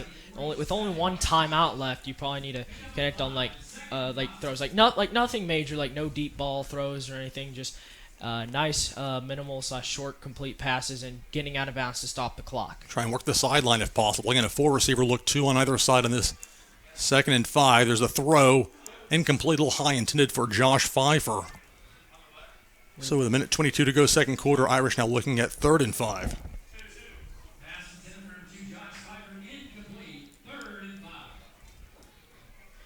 And probably what you need to do if you're his follower in office is not go three and out when you have this great a field position. So I know Matthew Derrick's got something drawn up on this 3rd down. Father Ryan needs to make it to the 42-yard line of the Red Devils to get a first down. It's going to be a handoff. Anthony Wright loses his balance. A nice ankle tackle made by Germantown. And again, Miles Salisbury, big number 98 in there. And so it'll be a timeout now for the Red Devils. These are their 3rd and final timeout of the first half. I think it's actually on Father Ryan. They're going to take their final timeout. So it's well, that's interesting. Yeah, because usually when you see things mostly like whether it was less time in the first half or less time in the fourth quarter, the defense usually takes a timeout. But I think the reason they didn't take the timeout was to preserve that timeout with about 75 seconds left in this first half. It's interesting that Father Ryan would take the timeout there, but I'm sure they had their reasons for doing so. And you're right, 0 timeouts on that scoreboard for the Irish. So Father Ryan's looking at a 4th and 6. The ball is in Red Devils territory at the Germantown 49. But again, this is homecoming weekend here at Father Ryan. Had that wonderful Pride in the Pit barbecue. The 7th annual, I believe it is. And so, some tasty food. I know those people that work from the competition for that put in a lot of time and effort. So on this 4th and 6, 75 seconds to go until halftime, it at least looks like they're going to have Derrick line up Matthew Derrick. He probably just pooch punt it, though. We'll see if he takes a step back. No, he's going to throw it far side. Matthew Beacom complete. He's going to be tackled short of the line to gain, and that's going to be a turnover on downs. It's a good play to get the ball into the hands of Beacom. Nice tackle on that far side. Danny Towles. That was a nice idea by Derrick, and was able to find Beacom. Just wasn't able to get enough yardage there. So Germantown with about minute 7 left in this first half is getting the ball with pretty good field position at their own 45-yard line. Germantown, their kicking game has been a bit suspect at times. They had a most unfortunate turn of events against Cordova. They were down 21-0, rallied to make it 21-20, missed the extra point, ended up losing the game. So on this 1st and 10, approaching halftime, it's going to be Fisher throwing deep. Nice defense by Father Ryan to bat it away, incomplete. James Reed again. What I noticed in the first half that Tate wants to continue. Fisher wants to continue to target James Reed, who's a sophomore, and right now James Reed has big dividends and has done well playing cornerback against these pretty good Germantown receivers. Pass intended for number 7, Chris Williams. 2nd and 10, exactly 1 minute to go, second quarter. Father Ryan leads 6-0. Irish bringing some pressure. Fisher is going to run with it, and he'll get out of bounds close to the line to gain. Actually, not that close. Let's say he stepped out at the Father Ryan between the 48 and the 49. That does stop the clock, but now it's 3rd down and about 3. 3rd and a short 3. So we see Matthew Beacom come to the sidelines. The Irish make some substitutions. And again, the Red Devils with one timeout remaining, so if they get down close enough to be in comfortable field goal range, that might give them an opportunity, but they have to convert here. Father Ryan bringing the heat, and that's just going to be throwing it away. It looks like, incomplete. But we saw Fisher just heave one to this sideline intended for King. That was a nice pressure led by number 62, Zach Smith, who normally plays offensive line. But that was a nice job by him to apply the pressure and make Fisher have no other option but to throw it away. So this is interesting. Looks like they're probably still going to stay out on the field. This is Germantown team. They've been taking some gambles. So it's 4th and 3. Father Ryan has to be very careful to not get induced into the neutral zone. Don't fall for the hard count. But I imagine the thought for Germantown is, Irish will take a knee if they don't convert here. We'll see. Fake the pitch is that inside to Penn.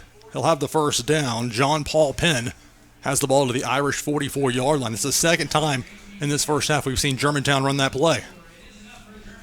Yeah, it's that little play that the Titans ran on Monday Night Football last season against the Dallas Cowboys where they faked in and threw it to John Smith. This was like the same thing as well. 4 receivers on this 1st and 10. A high pass brought in. Wonderful job of concentration by Penn on this near side. It's complete. Did he stay in bounds? He did stay in. Yes, he did stay in. Oh, that's a big deal as the clock continues to run. 20 seconds. And Germantown only has one timeout left. Tick, tick, tick. 16 seconds and counting.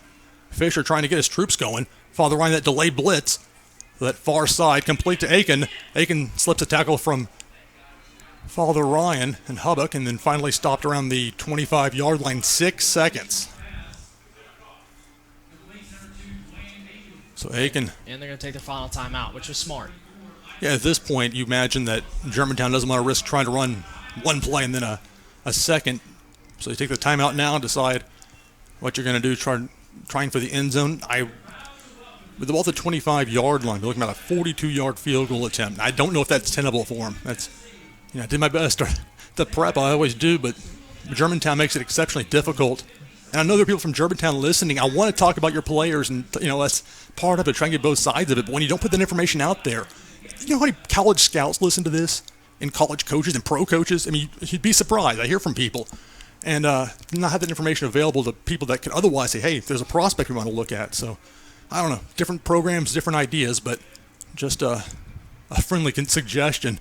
The more you put out there to promote your players, it looks like they're going to kick a field goal. So they will line up for a field goal. This would be from about 43 yards out. With 6 seconds to go, this could be the final play here in the first half. Good snap and hold. I think it got blocked. It was either blocked or just a low kick, either way. I think it got blocked by that was by Michael Hartz again. Michael Hartz has played his best game right now, and the result in the first half, man. So for Father Ryan, defense holds strong. Goose egg for the Red Raiders. Of course, Irish will wait and see what will happen with quarterback DC Tabscott. But Matthew Derrick comes in. The Irish get a pair of field goals, and at half, it's Father Ryan 6, Germantown 0. We're going to take a break, be halftime, and get you on the other side of the second half, with the second half of this game between the Irish and the Red Devils here on ATW Sportscast.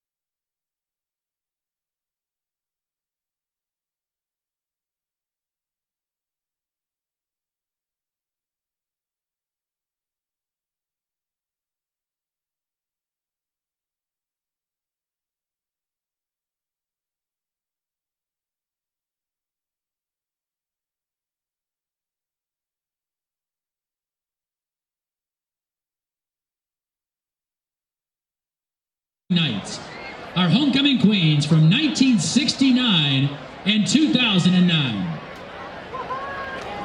What does being a homecoming queen mean? Listen to the words of Terry House Lindsay of the class of 1972, homecoming queen in 1971. She shared with us what the moment meant to her as the first Father Ryan student to be homecoming queen. Here is her note. "You're right about me being proud to be elected queen," she said, "particularly since I was the first African American to serve in 1971-72. That just demonstrates how grounded in Christ's message Father Ryan has always been and how progressive and inclusive the culture is there. I still have my loving cup. I wish you and the entire Father Ryan family all the best. God bless." Thank you, Terry. Now, in the tradition that Terry expressed, and for all the homecoming queens throughout Father Ryan's history, let us present our homecoming queen from just 10 years ago, and a special one at that, in this, our 10th anniversary year in the Jim Carroll Alumni Athletic Complex. The first student ever to walk across this field and be crowned the queen.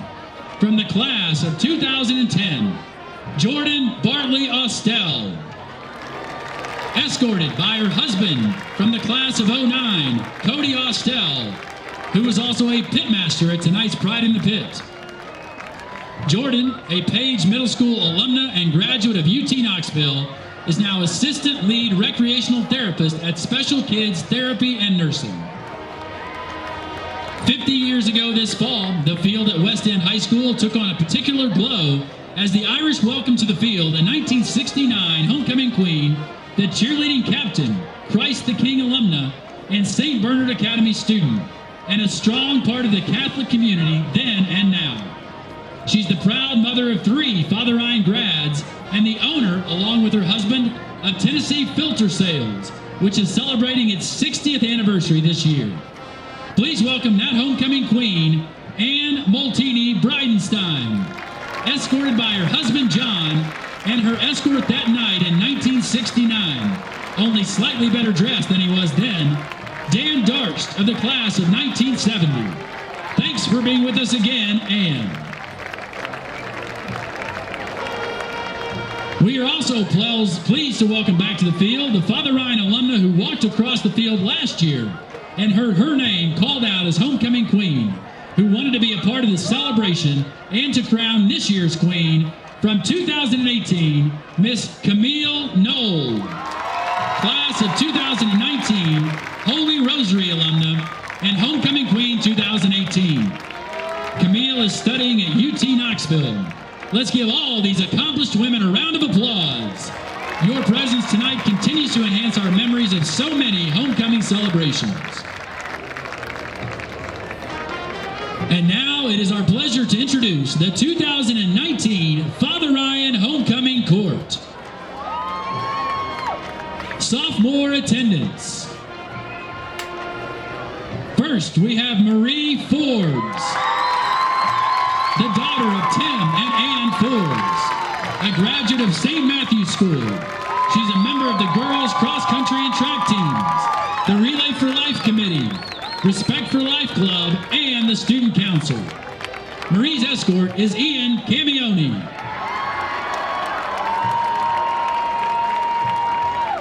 Meg Killian.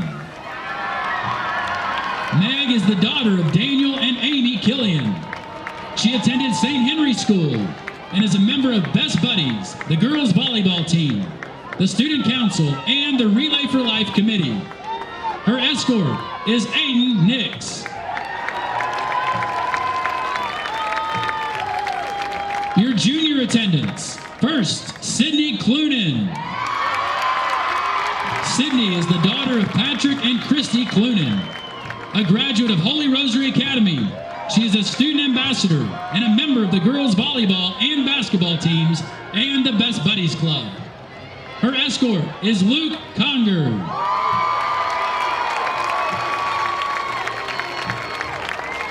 Mary Lee Holtz. Mary Lee is the daughter of Randy and Kim Holtz. She attended Christ the King School and is a member of the girls' volleyball and basketball teams, the Latin Club, Interior Design Club, Positive Action Club, Magnificat, and regularly volunteers at Room in the Inn. Her escort is Nick Timbario.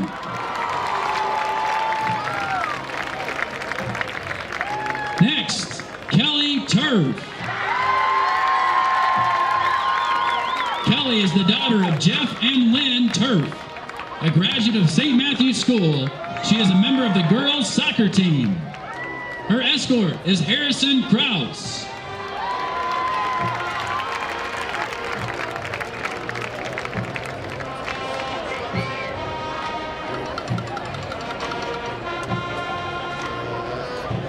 Next, we have Lily Wilder.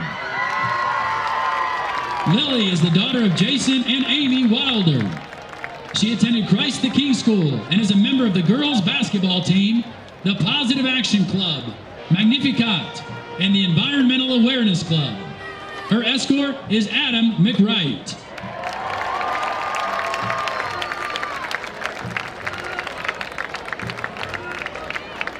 And now your senior attendance. First up, Madison Ahern. Madison is the daughter of Jim and Sherry Ahern. She attended St. Matthew's School and is a head student ambassador, a member of the Irish Service Corps, a writer for the Moina, a member of Fellowship of Christian Athletes and National Honor Society. She was elected captain of the football cheerleading squad, is co-chair of Relay for Life, and a Eucharistic minister. Her escort is Charlie Albamont. Next, Rebecca Dark. Rebecca is the daughter of John and Meg Dark. A graduate of Christ the King School, she is a member of the girls' soccer and lacrosse teams and a National Honor Society member. Rebecca is also a peer mentor and Eucharistic minister. She received the St. Vincent de Paul Service Society Award. Her escort is Frank Donlin.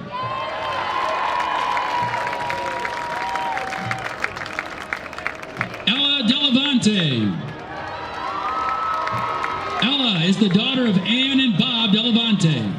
She attended St. Bernard Academy and is a member of the Irish Service Corps and Positive Action Club. Ella has received the Strobel Award as well as the Presidential Spirit and Service Awards. She is escorted by James Hernandez.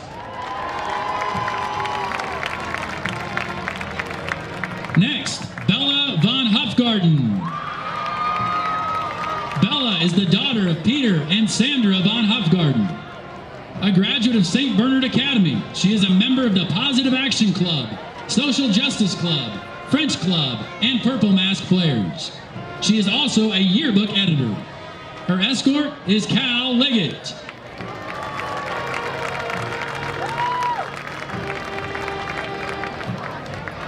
Next, Kate Hoots. Kate is the daughter of Tim and Nancy Hoots, a graduate of St. Henry School. She is a member of the girls' volleyball and basketball teams and the fishing club. She is the senior class student body president. Her escort is Isaac Vandenberg.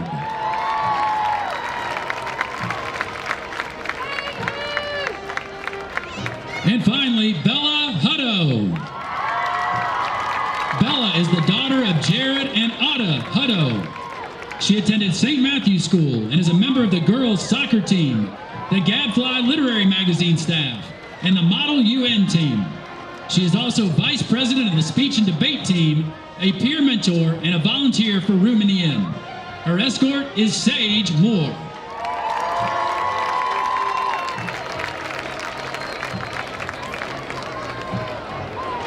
We'd also like to introduce our senior class officers, beginning with President Kate McNeil, a transfer from Florence, Alabama.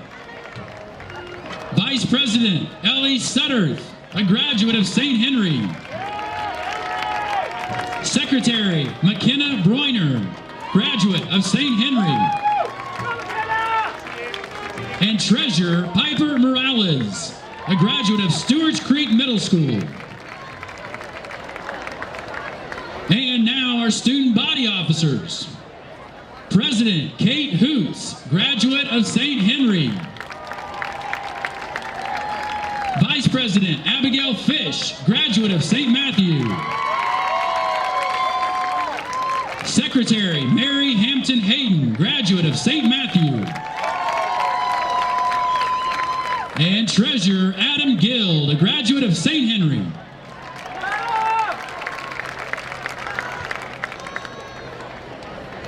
And now, ladies and gentlemen, it's time to crown our 2019 Homecoming Queen.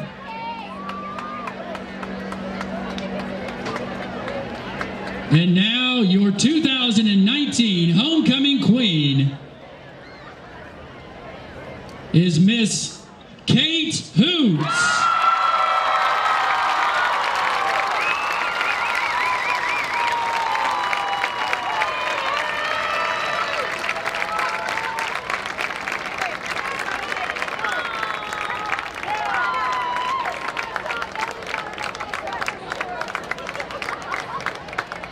Congratulations to Kate, our new queen, and thank you to our entire homecoming court. We'd like to thank Ann, Jordan, and Camille for being with us tonight, and a special thank you to Miss Mary Alice McWaters and Miss Paula Harris for the organization of these homecoming events. Let's hear it for your 2019 homecoming court.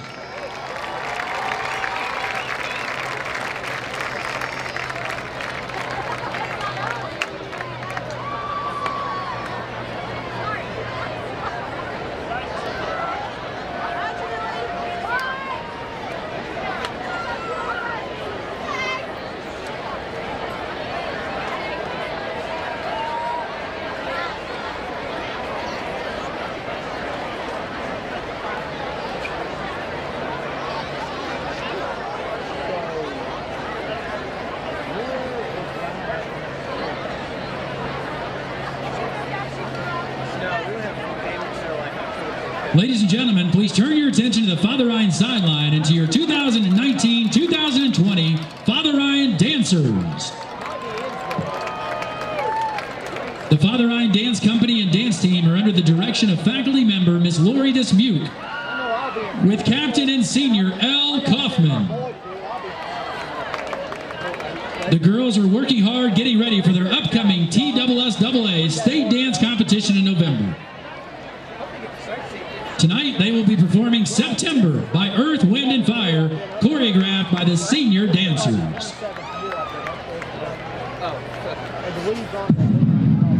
I know, you wanna go.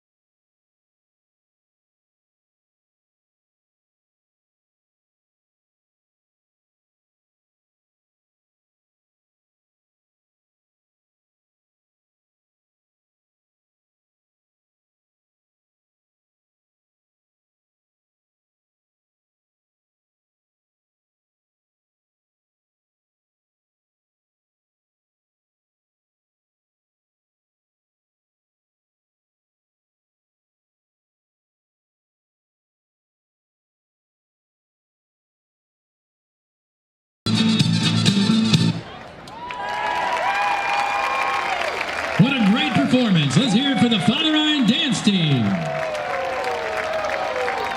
And now, one of the moments that makes a Friday night at the Jim Carroll Alumni Athletic Complex so special, the arrival of the 2019 Father Ryan Marching Band. The band continues to set the standard as one of the premier programs in the nation with their innovative and exciting performances. Whether it's the Drumline's inventive programs, or the Color Guard's synchronization, or the beauty of their music, they remain fan favorites on the local, regional, and national level. Ladies and gentlemen, presenting the Father Ryan Marching Band, under the direction of Jeremy Fry, along with Jeff and Derek Schletzer, and our newest director, Heather Arnett. They are performing their show, The One and Only.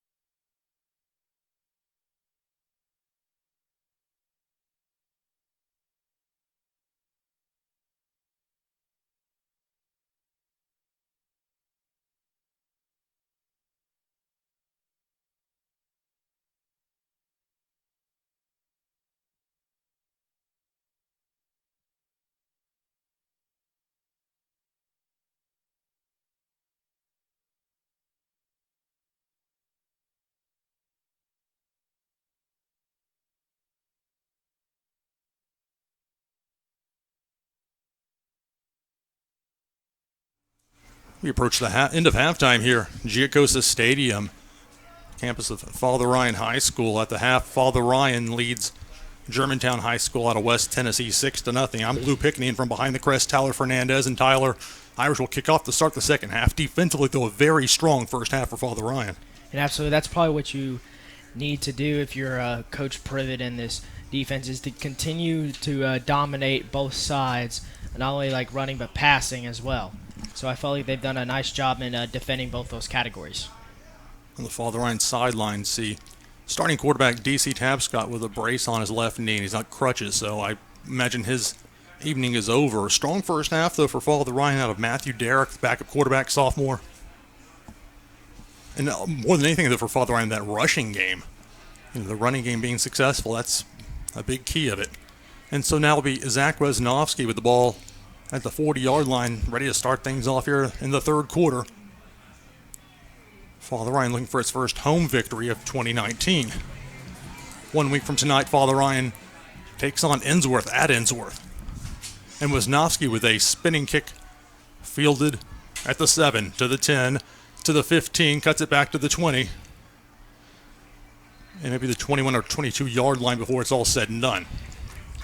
And a nice play by Father Ryan's special teams he was able to defend, and all the defenders were able to cluster around the returner, not allow him to gain any more yardage for that play.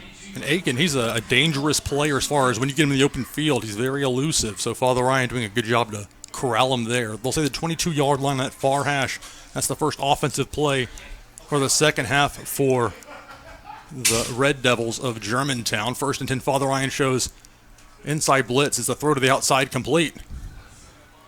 So it appears Germantown's going to come out throwing to start things off. That was Aiken on that far side. Yeah, Jamal Aiken has probably been one of their key receivers this half, along with T.J. Dorsey, running back number 1 as well. The quarterback is number 5, T.J. Tate. The Red Devils have gone back and forth as far as their quarterbacks in this game. It's going to be a fake handoff. Didn't fool Father Ryan there, although it gets away rather remarkably. It'll be stopped. Tackle for loss. Father Ryan got in there as Matthew Zito blowing the play up. Yeah, it was a nice play by Zito to be able to, even though he didn't tackle him, he was able to slow down the progress of Tate, and that allowed the rest of the Father Ryan defensive line to get there and tackle him for a loss. Something we also noticed 2 weeks ago against JP2, Father Ryan, very good at stopping those running-type quarterbacks. I mean, if you concentrate on that, there are other, you're trusting your corners and various other players to make the plays, but you prevent a long run from the QB. So let's be 2nd and 16. About a minute and change into this third quarter, Father Ryan leading 6-0. So run up the middle, very shifty. Cuts to the near side. Finally tackled by Hartz around the 42-yard line. It was T.J. Dorsey. The notes I got on Dorsey, great change of direction. We'll kick it outside. And he had both of them right there. Rather elusive when those players right in front of you think you're going to make a form tackle, and then you look like you're making an arm tackle because he's cut to the side so quickly. So we 1st and 10 now for the Red Devils at their own 43-yard line. 10:30 to go, third quarter. Father Ryan 6, Germantown nothing. Now on this 1st and 10, a handoff. It's going to be Dorsey. Not much room for him between the tackles, about a 2 or 3 yard gain. Yeah, if you're the Father Ryan defense, you probably need to keep Dorsey in the middle because that's probably not really his strength. But he is very elusive when he gets to the outside, so you better watch out if he gets to the outside because he could gain some big yardage. Father Ryan's nose tackle on this play, Marcus Kennedy Holt. 6 feet even, 299. He's a sophomore. And on this 2nd and 7, it's a run up the middle, and this could be trouble. Finally, Parker Urban makes the tackle around the Irish 29-yard line, but a major gain by Marion Claybrooks. Yeah, that was probably the big play that this Germantown offense needed because they struggled a little bit in the first half. Like they got into some territory but weren't able to come away with points. So it's up to this defense to continue to keep it that way. Ooh. Speaking of keeping his T.J. Tate on the QB keeper. We got a flag, though, on the Ryan sideline. So we'll see what this ends up being. This could be another big play for Germantown wiped off by penalty, but we'll see. It could be against Father Ryan. But from the looks of it, it's going to be against the Red Devils. Yeah, probably maybe an illegal procedure or formation because the flag came out as soon as the snap occurred. And that would make sense. That would definitely, we'll see what the official in the white hat has to say. That's ultimately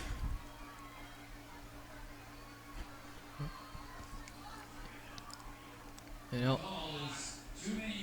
Oh. So Father Ryan had 12 players on the field at the time of the snap, and they'll be declined, of course, after the nice gain on the keeper by quarterback T.J. Tate. And this is the closest the Red Devils have come to the Irish end zone thus far. First and goal from the 6-yard line. Tate is going to hand it off, a cutback by Dorsey.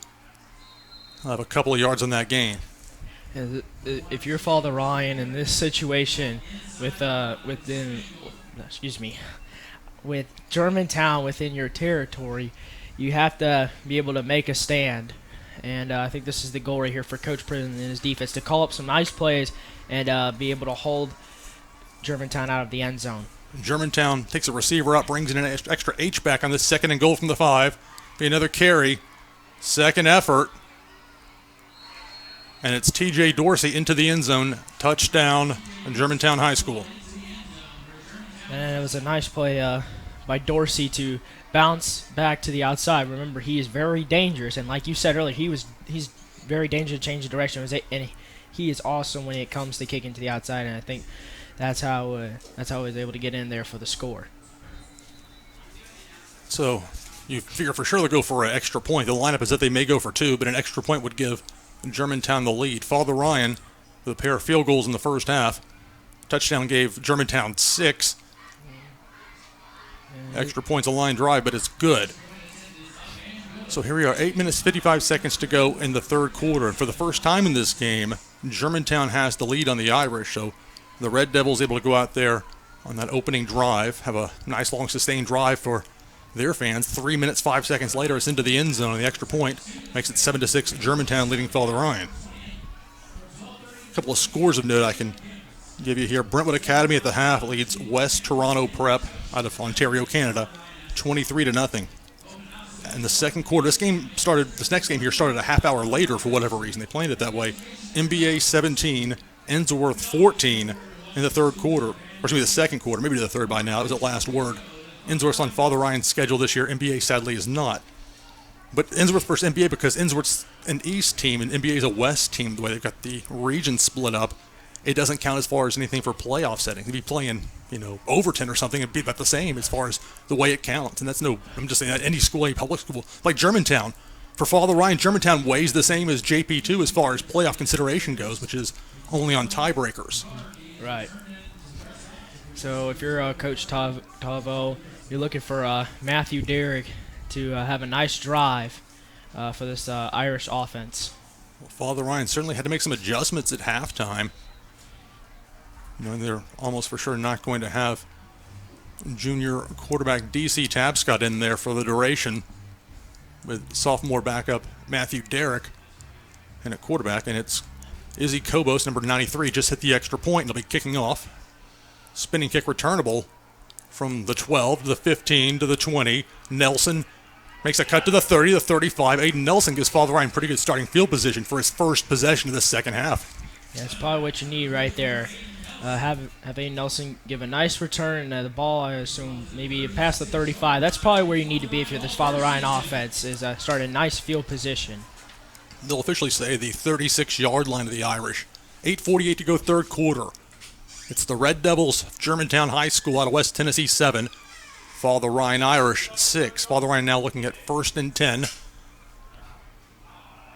And with Matthew Derrick in at quarterback, the sophomore, and a 3-receiver look for the Irish. It's going to be a handoff. And Jaden Robinson to the outside, that far side. They'll have 3 or 4 yards on the carry. What I noticed throughout this game is that both running backs are pretty dangerous when it comes to taking the ball, bouncing out to the outside. And like Dorsey, we've seen it with Jaden Robinson as well. One other score of note before I put this sheet down. Knox Catholic leads Science Hill 42-14. Knox Catholic, final team on Father Ryan's regular season schedule. That's November 1st in Knoxville. Here it's 2nd and 7, 8:13 and counting third quarter. Germantown 7, Father Ryan 6. And Derrick at quarterback with 10 seconds on the play clock. And 2 receivers to this near side, 1 to the far. It's going to be a throw to the near side complete. Parker Erdman trying to use his speed, but Germantown swarms on him. At best, he got back to the original line of scrimmage. Yeah, I think Germantown was ready on that play for Parker Erdman on that one. And they did a nice job of swarming to him and allowing him to have nowhere to go. So it looked like Cole Cocroft in there on the stop for Germantown. Halftime was able to get at least some names, some clarification. Number 25 is Cole Cocroft. Just put the page down here. Cocroft. So on this third down, 3rd and 7, Derek's throwing far side, incomplete, a little high on the pass, intended for Josh Pfeiffer. And that brings up 4th down. Yeah, it's been a little bit of a problem there for Derek out there. He's has a little tendency to throw it high. He has thrown it a couple of times on the last couple of 3rd downs to Pfeiffer, and it's just ended up being incomplete because he threw it just a little too high. So I think adjustments made by Coach Tavo to hopefully not allow him to do that again next time Father Ryan comes out. So on this 4th and 7, the Irish with Wisnowski under pressure, a nice high skying kick. Aiken will watch it go out of bounds near the 20-yard line. We'll see where the near side official will walk it off to where he saw it go out of bounds. So they'll say the 25-yard line, no return. And anytime you've got an opponent with a player with the skill of Aiken that can break a long kick return, you'll take that. Yeah, absolutely. So it's 7-6, Germantown leading Father Ryan here. Starting to reach that midpoint of the 3rd quarter. Father Ryan led 6-0 at halftime. They had a pair of Zach Wisnowski field goals, one in the 1st quarter, one in the 2nd. And now we see again Germantown doing the double move at quarterback, switching out Tate from that last series with number 17, Will Fisher. Fisher on this 1st and 10 fakes a throw. It's a handoff up the middle. I think that was Dorsey on the carry. And Torrey Heron was also part of the tackling crew as well. So Torrey Heron's done pretty well as a sophomore this season for this Irish football team at defensive line. Despite him not being very tall, he has long arms and he has a nice frame to him. So that gives him an advantage to go through the blocks of any offensive line and pressure the quarterback. They list Heron 5'8.5", 270. And I think the 270 may be a little bit underjudging on this 2nd and 9. It's going to be a handoff. It's Dorsey trying to get to that outside. Father Ryan chases him.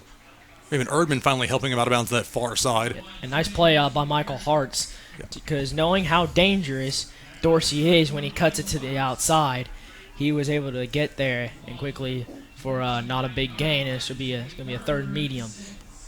Yeah, Hartz has played very well. Actually, I think that was Reed over there, number 5. Saw a blur of a jersey. It was either a 5 or a 6. But Hartz had already taken care of it by the time Reed arrived. So 3rd and a long 6:35 to go 3rd quarter. As the throw complete by the Red Devils.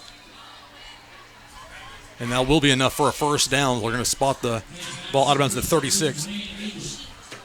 And so number 2, Dwayne Aiken on the reception. So here we go, 6:26 and counting, 3rd quarter. Father Ryan trying to get Germantown's defense slowed down. It's going to be a play fake. Throw to the near side, complete. That's Penn. Penn past the 45, past midfield, being chased by Reed. Penn with some speed past the 25, out of bounds. And we'll see where they spot him out. I think he stepped out just before the 20. Indeed, they'll say the 22-yard line, but quick little pass to Penn, and it was enough to get a big chunky yardage, and now it seems that Germantown has the momentum. They got the lead, and the ball 1st and 10 from the Irish 22. Yeah, Penn came up a little bit limp, but he looks like they're going to substitute him out, I think. So they'll send Penn to the side. They don't use just a whole lot of players at that spot. They kind of H-back. They primarily lean on Penn from what I've been able to see. And again, it's very limited. But nevertheless, Father Ryan down by 1. Sees the clock ticking. 5:50 to go and counting. 3rd quarter. Germantown 7. Father Ryan 6. 3 receivers, 2 to the far side. 1 way out to the far side. The running back, Dorsey, will be moved to the side. Fake the handoff. Will Fisher. Fisher rolling under pressure. Throws. Incomplete. A nice effort there to try and bring it in, but one-handed catch unsuccessful. 2nd and 10. That was a nice play by Fisher to able to roll out to his left, and he found a nice wide open receiver, but he was not able to haul it in. So Father Ryan's defense catches a break right there, and they were very strong in the 1st half, but right now Germantown's picking some plays and finding ways to break down this defense. So Coach Priv is going to call up some plays and find the right keys. It was Garrison, the intended receiver, in that last play. 2nd and 10, low pass, incomplete, intended for Dwayne Aiken. So Father Ryan sees the Red Devils have incompletions on back-to-back plays, and now it's 3rd and 10 for Germantown. And that was nice pressure by the Irish defensive line to allow Fisher to rush the throw to his to intended receiver, Dwayne Atkin. And that makes a big difference when you have a quarterback that's under pressure. Even just one guy chasing after you, that's enough. And I agree, it did seem to hurry the throw. And so 18 seconds on the play clock as there's some substitutions being made by the Red Devils. They're going to go 3 wide receivers. That includes Aiken in the slot. Now the pistol are going to motion Dorsey over. It's a quick throw up the middle, complete. That's Mike King with the ball. King has the first down for Germantown near the Irish 10-yard line.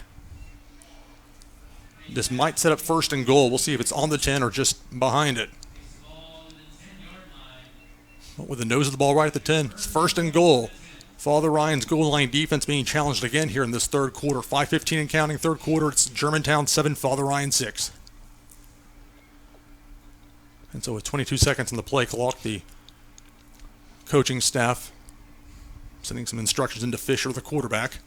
Yeah, that pistol formation, just 2 receivers, an extra blocker in. There's going to be a roll to the near side. Dangerous throw into the end zone. Batted, incomplete. It was brought in by the receiver, but he's already out of bounds. Heck of an effort there, but incompletion either way. It was Henson, I think. Number 21, Henson in there that managed to bat the ball. Smart, trying to knock the ball. What's a freshman in there? Yeah, James Henson, he did a nice job of knowing that receiver was very dangerous there, making those sideline back at the end zone catches, and did a nice play of batting it up. The receiver made a nice effort to try to bring it in, but he was already out of bounds at that point, like you said. Yeah, the ball got directed toward that back of the end zone, and all counts the same as an incompletion. Second and goal from the 10 for the Red Devils. 4:51 to go, third quarter. They lead Father Ryan by 1. It's going to be a handoff. Dorsey into the pile. Maybe a couple of yards at best. This is going to set up a 3rd and 8. Or 3rd and goal from the 8, it looks like, for the Red Devils. Yeah, if you're Father Ryan, you need to hold them to a field goal on this defensive drive right here. 4 minutes, 30 seconds to go, third quarter. Germantown 7, Father Ryan 6. Germantown looking at a 3rd and goal from the Irish 8-yard line on that far hash. See Germantown bring Dwayne Aiken back into the game. He is the slot receiver on this near side. It's Tripp's receivers. Garrison in that closest slot position. And under pressure, Fisher somehow escapes the pressure from Father Ryan. Robinson nearly had him. And finally just throws it. We'll see what the officials call it. Touchdown, Germantown.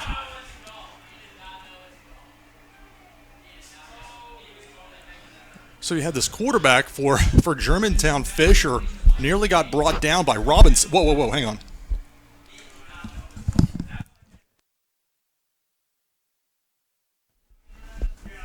So this could be a 2-point try. It will be a 2-point conversion try by Germantown. Did we get the ready-to-go signal? Like, Germantown was trying to pull a fast one there. Germantown leads 13-6. If they got a 2-point conversion, that would give the Red Devils a 2-possession lead. So, delay of game, the call. As we talked about it before, you don't see that many delay of games called anymore, at least not this season with a 40-second play clock on the high school level. Right. But it's a little bit different for these sorts of situations, like extra points, things of that nature. And so now it's going to be Germantown to that touchdown, that near corner of the end zone. Now Kobos with the extra point attempt. It's good. So it's still a 1-possession game, but now 4 minutes even to go third quarter. It's Germantown 14, Father Ryan 6. And clearly some adjustments were made at halftime by Germantown. Using 2 different quarterbacks, they managed to get 2 different types of drives. And as much as I heard some of the Father Ryan faithful expressing their discontent with the call, nevertheless it was a touchdown. And the extra point makes it 14-6, Germantown with the lead.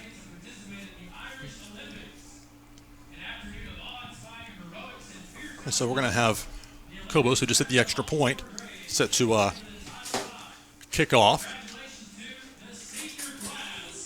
Against 2 young players deep for Father Ryan. Aiden Nelson, a freshman. Cameron Bosley, also a freshman.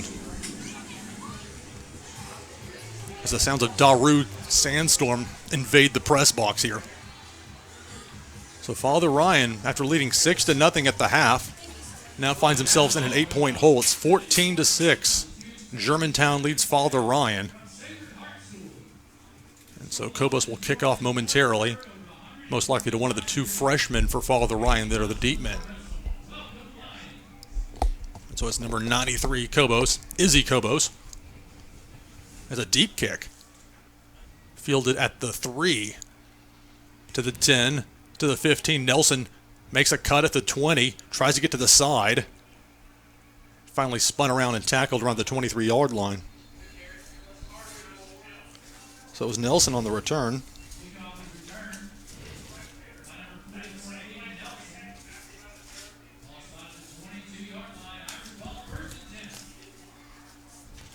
So Father Ryan finding itself now in an 8-point hole with its second offensive possession of this second half. The first one was a 3-and-out. And if Father Ryan's going to come back in this one, it's going to be the leadership of sophomore quarterback Matthew Derrick. Derrick in for an injured DC Tabscott. And so under center, and with an H-back, it's going to be a play fake. Derrick rolls, throws, incomplete, intended for Anthony Wright. A bit low on the pass. And even if he had caught it, there's the defender right there for Germantown ready to make the stop. Had Claybrooks in there.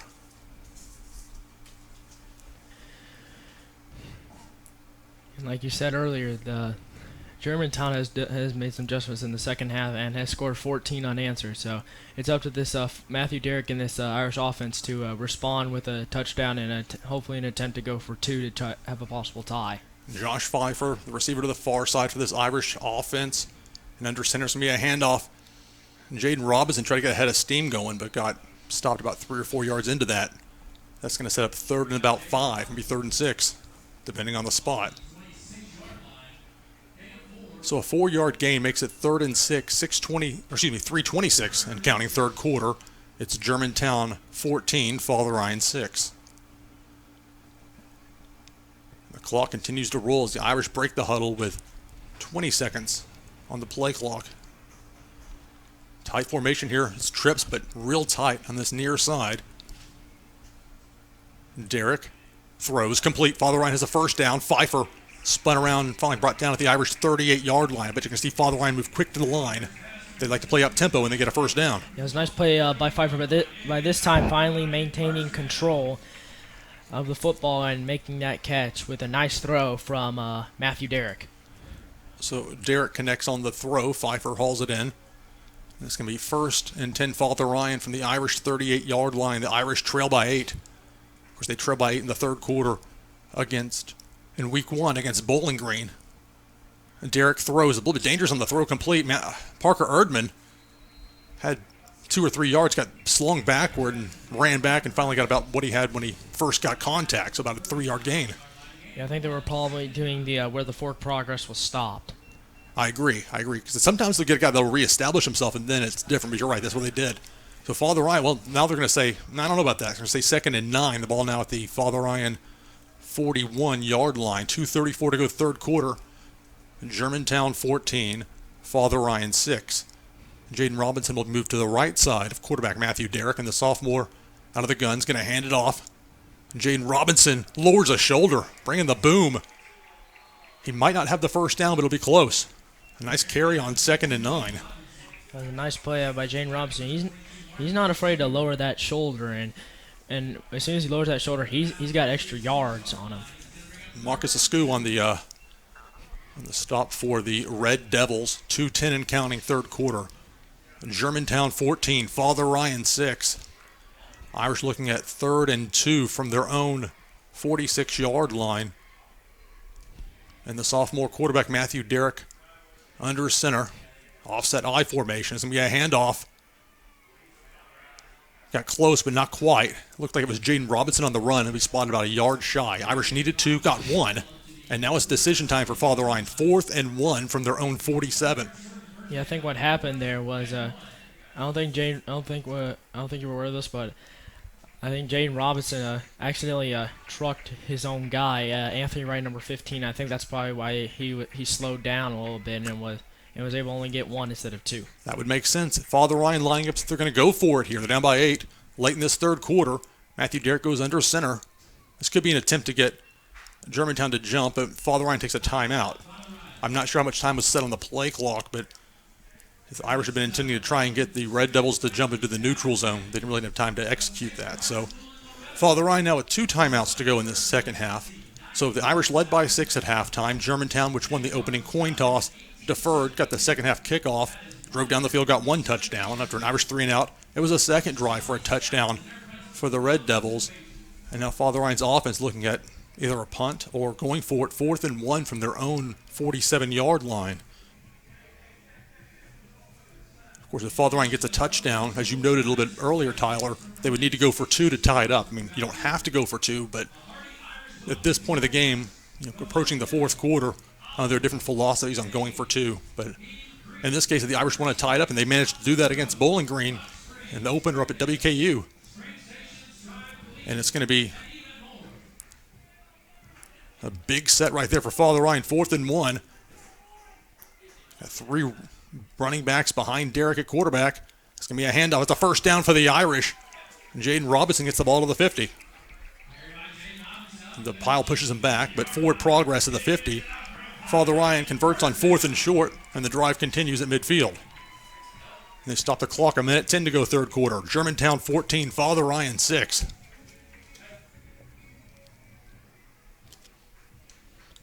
It was a very important 4th down conversion by this Father Ryan offense, because in this situation with less than a minute left in the third quarter, you probably need to score points on this drive right here.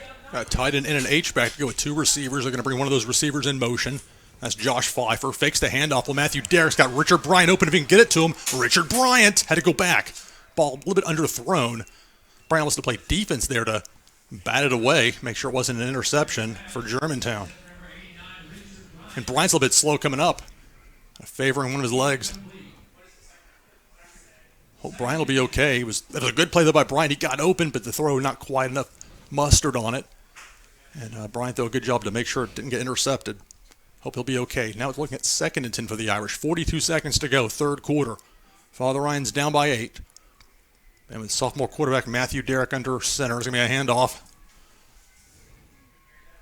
About a 3-yard gain on this near side. Ben Marchetti. So Ben Marchetti being used at running back. Able to spell Robinson for a play.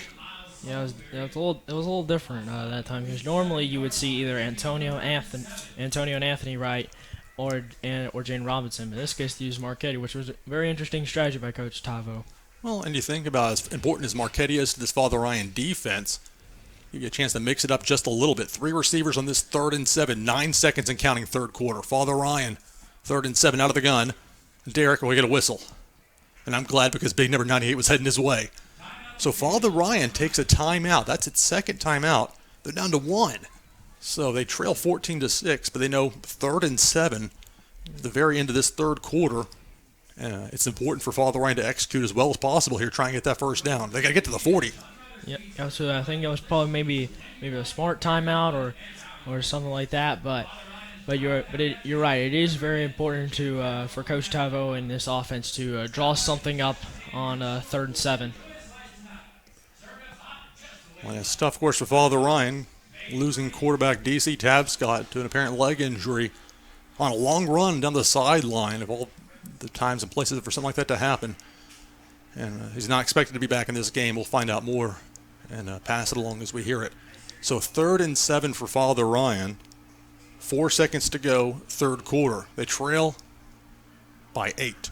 And it's going to be Beacom in the slot on that far side. 4 receivers. Beacom like tight end, very adept. Erdman, the receiver, goes in motion, trips to the far side, high, wobbly throw, incomplete, intended for Beacom. Pressure from Germantown got there. Incomplete. Now Father Ryan gets to contemplate 4th and 7 during this break. After 3, your score, Germantown High School 14, Father Ryan High School 6. We'll be back with the exciting 4th quarter conclusion of this game. This is Father Ryan Football on ATW Sportscast.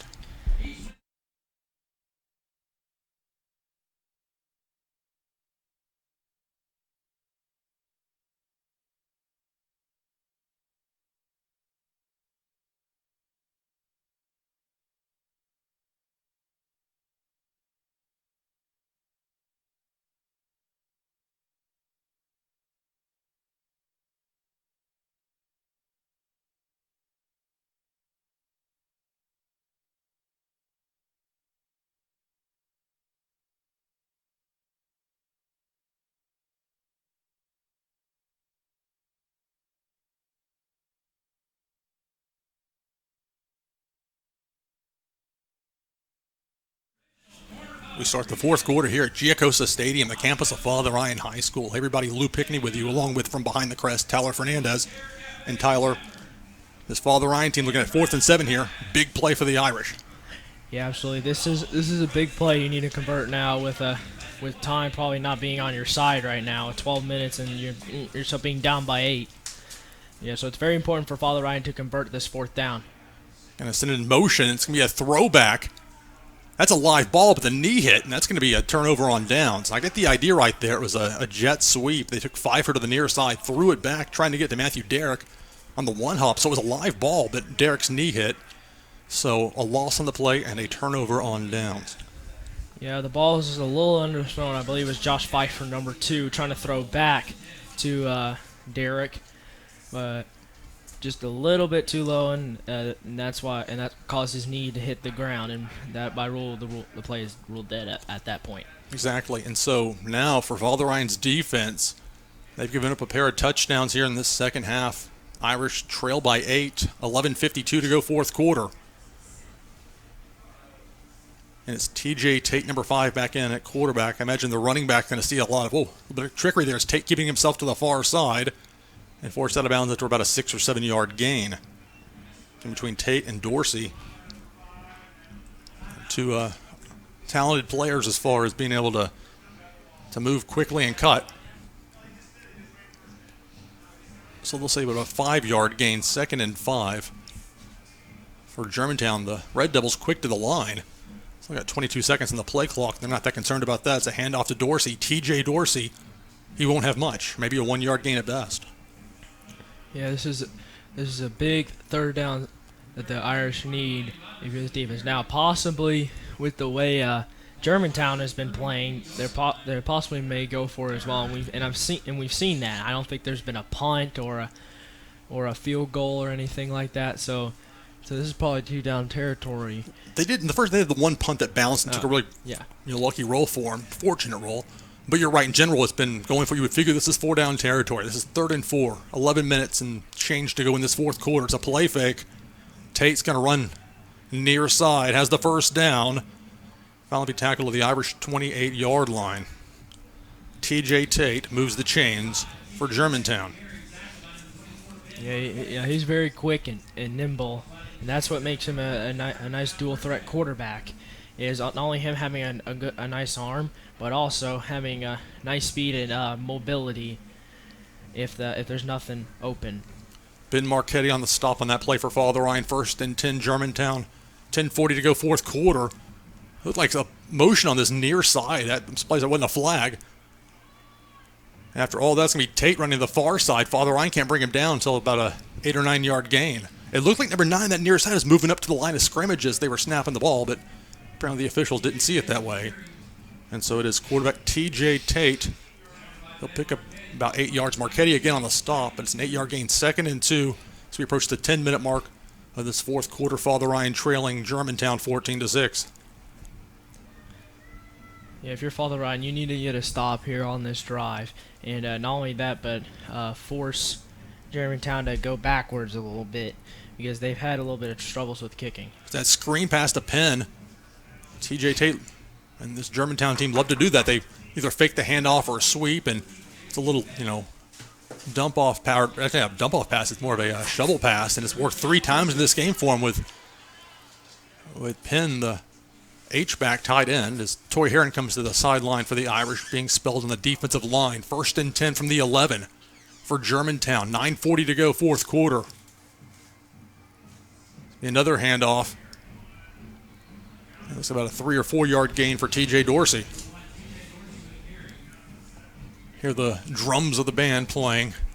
Trying to get this Irish team fired up. It's about a 3 yard gain, 2nd and 7. Germantown can get a first down if they can get it to about the Irish 1 yard line. But at this point, you figure Germantown's looking to punch one in. The Irish are trying to hold strong in that defense, that goal line look. Be another handoff to that far side. Spin move.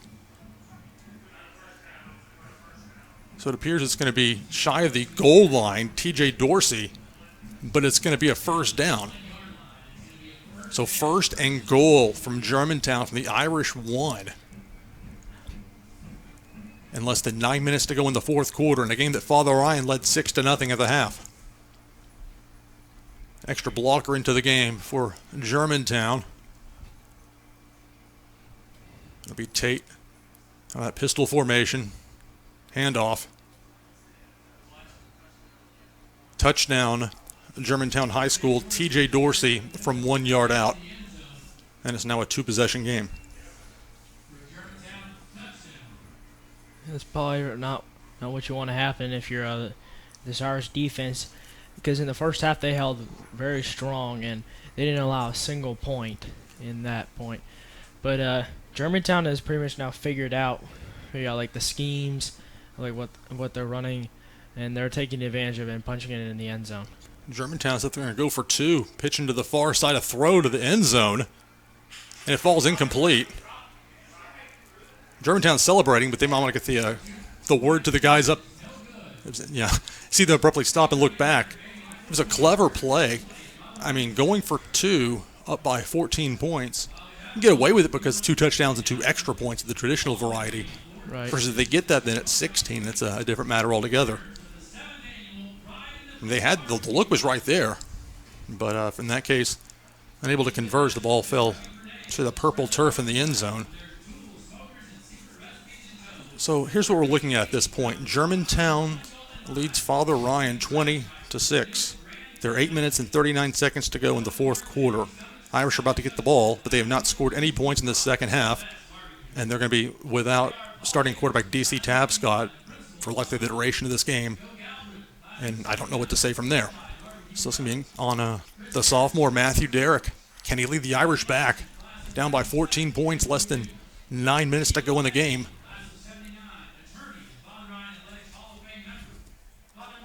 And it will be Cobos ready to kick off. 3 for 3 in this, or 2 for 2 in this game on extra points. They went for a 2-point conversion just there, so that one's not on him. Cobos with a drive, and Irish let this one go out of bounds. Which was smart right there, so now they get the ball at the 35-yard line. Bryshawn Jackson there. Freshman with some savvy to know that's the rule. It's bouncing like that. If it's looking like it's heading towards out of bounds, let it go out of bounds. And so Father Ryan, because the ball goes out of bounds, they'll set it at the 35, has pretty decent starting field position. But Father Ryan has 1 timeout left. They're down by 14 points. 8 minutes, 39 seconds to go fourth quarter. They're going to need to get some scoring going here in a hurry, which is going to mean passing the ball more in all likelihood.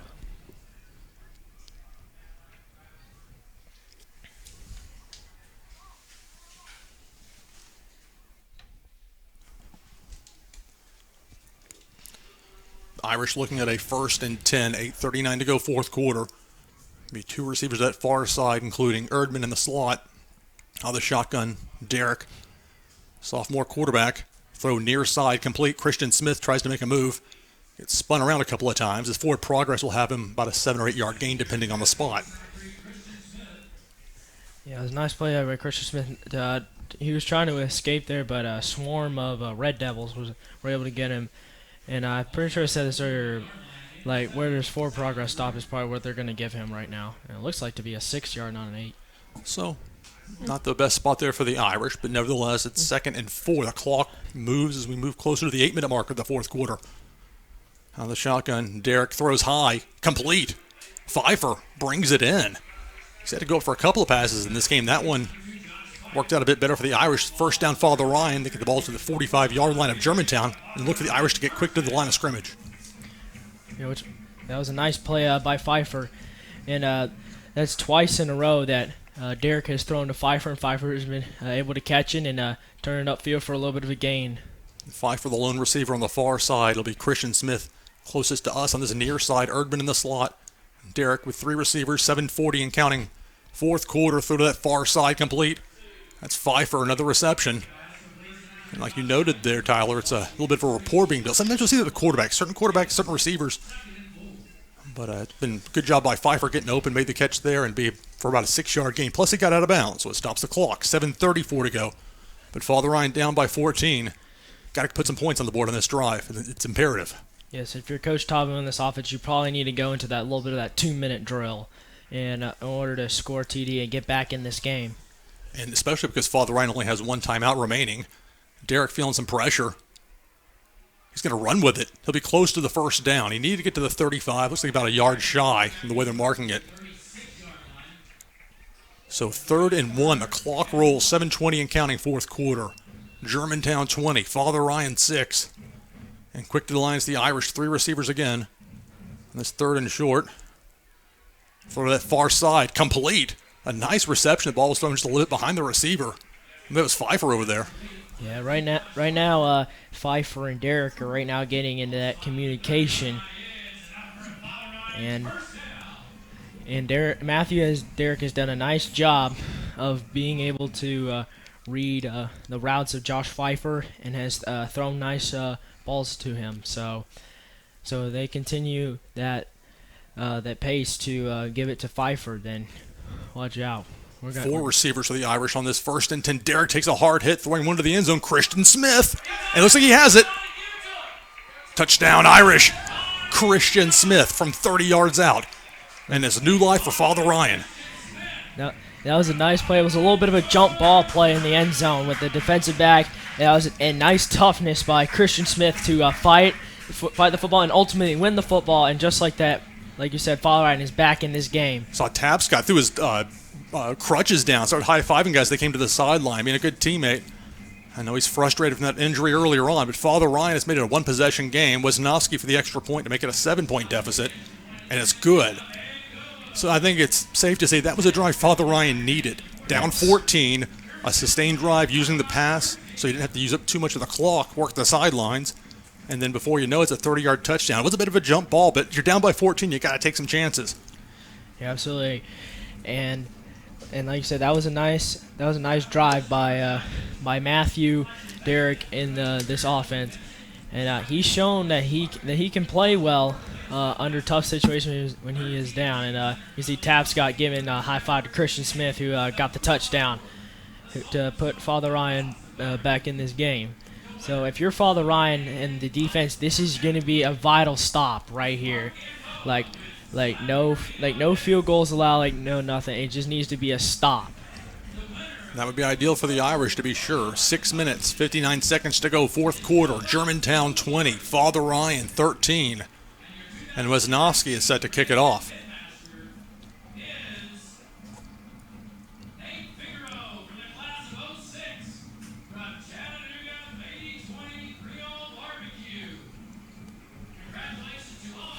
So again, Father Ryan only 1 timeout remaining, whereas for Germantown they have all 3 of theirs. They also have a 7-point lead to the Red Devils. After some delay, we finally get the kickoff here from Father Ryan. It's going to be an onside try. I know it's going to be a line drive over the head of the would-be returner. Goes back to the 1, returning to the 10, to the 15, to the 20. Finally tackled on the 25-yard line. Probably not the best risk reward there for a team up by 7, but it worked out decently. It was Mike King on the return. King hasn't had just a whole lot of use in this offense thus far tonight for the Red Devils. But on that one, he got the ball to the 25. 6:53 to go, fourth quarter. Germantown 20. Father Ryan 13. Irish defense need to get a stop. Yeah, absolutely. No touchdown allowed, and even no field goal allowed either. Because regardless of that, they're still going to be down by 2 possessions. And it's Will Fisher back in at quarterback. Germantown continues to switch it up. It's a handoff up the middle for about a 2 or 3 yard gain. Irish defense was ready. Saw Cole Becker in there. Also Dylan Timmons. Say about a 2 yard gain. 2nd and 8. The clock runs. 6:36 and counting, fourth quarter. Germantown 20. Father Ryan 13. This is interesting. They're going to put Jane Robinson into the game for a defensive end. They do that sometimes. They'll rotate Robinson, even though he's the running back. And again, this Father Ryan team that really could have used Amari Chapman got hurt the last play of the first game of the season. He'll be back next year for the Irish. He's only a junior, but still a major part of that defensive line. They've had to rotate and have the Irish. So 2nd and 8, 6:10 and counting with 4 seconds, 3 on the play clock. Ball is snapped. Handoff up the middle. For a second, Dorsey looked like he had a seam, and then Father Ryan defender got a hold of him. It was like going to set him for a German suplex. I think it was Marcus Kennedy, hole number 53, and it was a nice job by him to not allow Dorsey to get a big gain, and it'll be about third, medium. Kennedy Holt is one of those players that played a lot as a freshman. He's got the size. And this is what they list him as, is 6 feet even, 299. So you got between Jadarius Lee, Torrey Heron, and Marcus Kennedy Holt, 3 young, I think they're all sophomores that have size. So encouraging for the long term for Father Ryan. But right now, the present is of paramount interest. 3rd and 5, 5:25 to go, fourth quarter. Father Ryan down by 7, could use a stop here. And it's Fisher out of the gun. Fakes the toss, another toss inside the Penn. And the Irish are going to stop Penn about a yard shy. Now Penn need to reach the 35, got to the 34. So this is going to be a big decision right here for Germantown. From the looks of it, they're probably nope. Actually, they're going to bring up. They're actually going to The bring punt up, team. Wow, that's a little bit of a shock because I think it's probably the second time that the punting unit has actually come out, because most of the time they have been going for it on 4th down. And it's interesting. I believe that's pin number 14 set to punt. Can't really tell them facing perpendicular to us. For Father Ryan, Parker Erdman standing at the Irish 36. It's a high punt. Erdman is going to return it from the 28. Spin move, doesn't have any blockers. Going to try and get to this near side. Stays in bounds somehow. Amazingly, Parker Erdman walking a tightrope over there. Nice return. I'm not sure where he went out because the Father Ryan players are obstructing our view, but that's understandable. It's the sideline. Oh, hang on. There's a flag on the play. So if you're Father Ryan, you're hoping this is not going to get called back. Well, I didn't see where the flag was thrown, but that typically would be something like it's a holding call or a block in the back. Or, I mean, if those long kick returns, they can be exciting, but you see Father Ryan walking backward on this near sideline.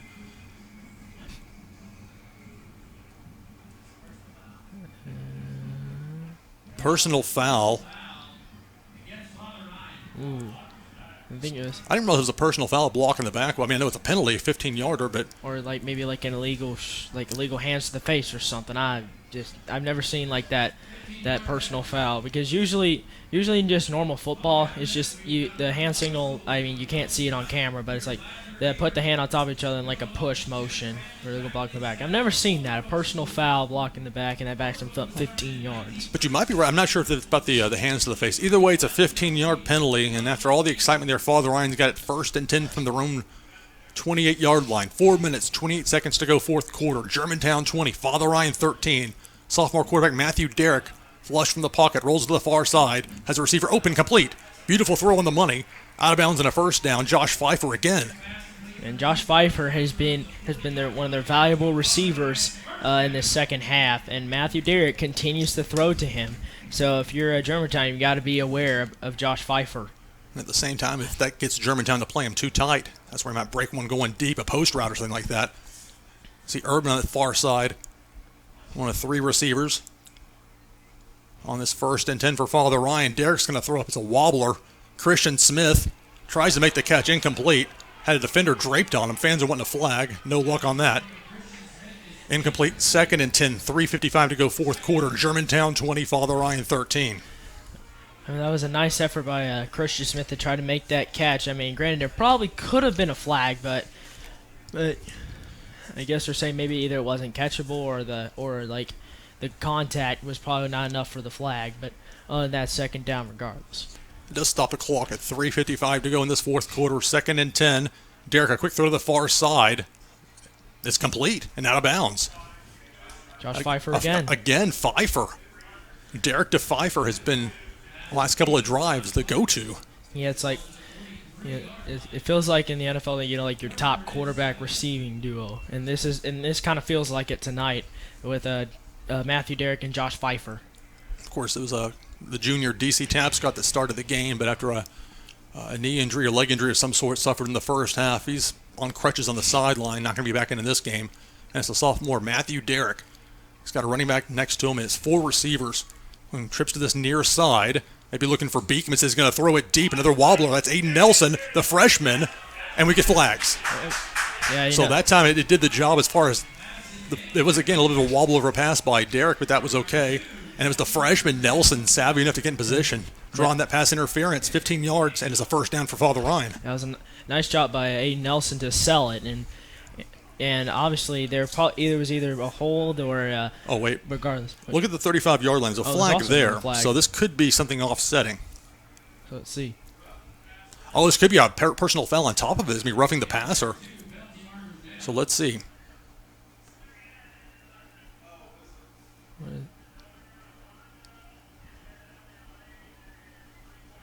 I'd be glad to fill you in when I figure out what they're talking about. They're discussing it. Right now we got a little bit of a discussion here. I don't know what's going on. Well, there's a discussion. This is rather important considering there's less than 4 minutes to go in the game. Well, yeah, right now it looks like you're saying it's against Germantown, and you can see the offense marching forward. So the head official will tell us it's a personal foul.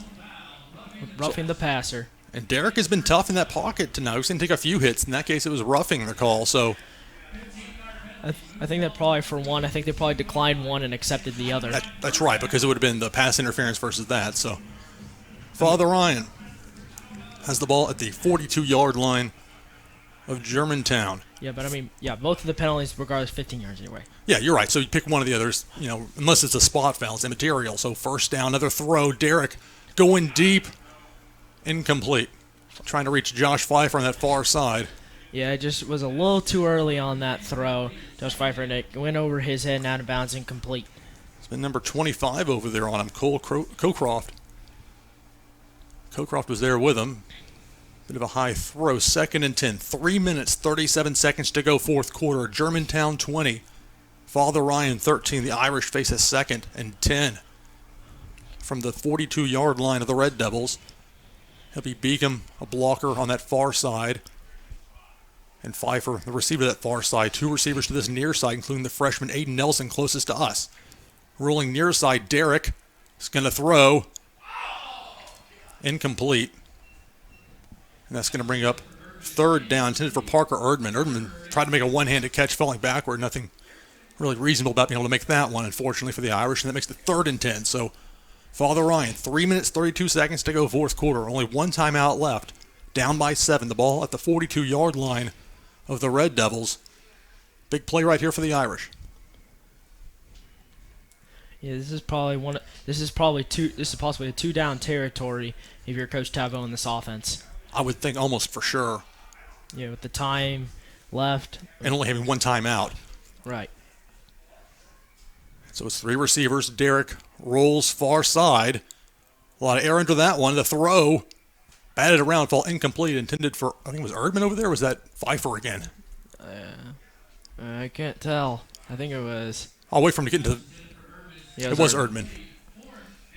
So 4th and 10 for Father Ryan. And again, it's almost for sure 4-down territory. Why would you punt down by 7 with 3:23 to go and one timeout? That just doesn't make sense.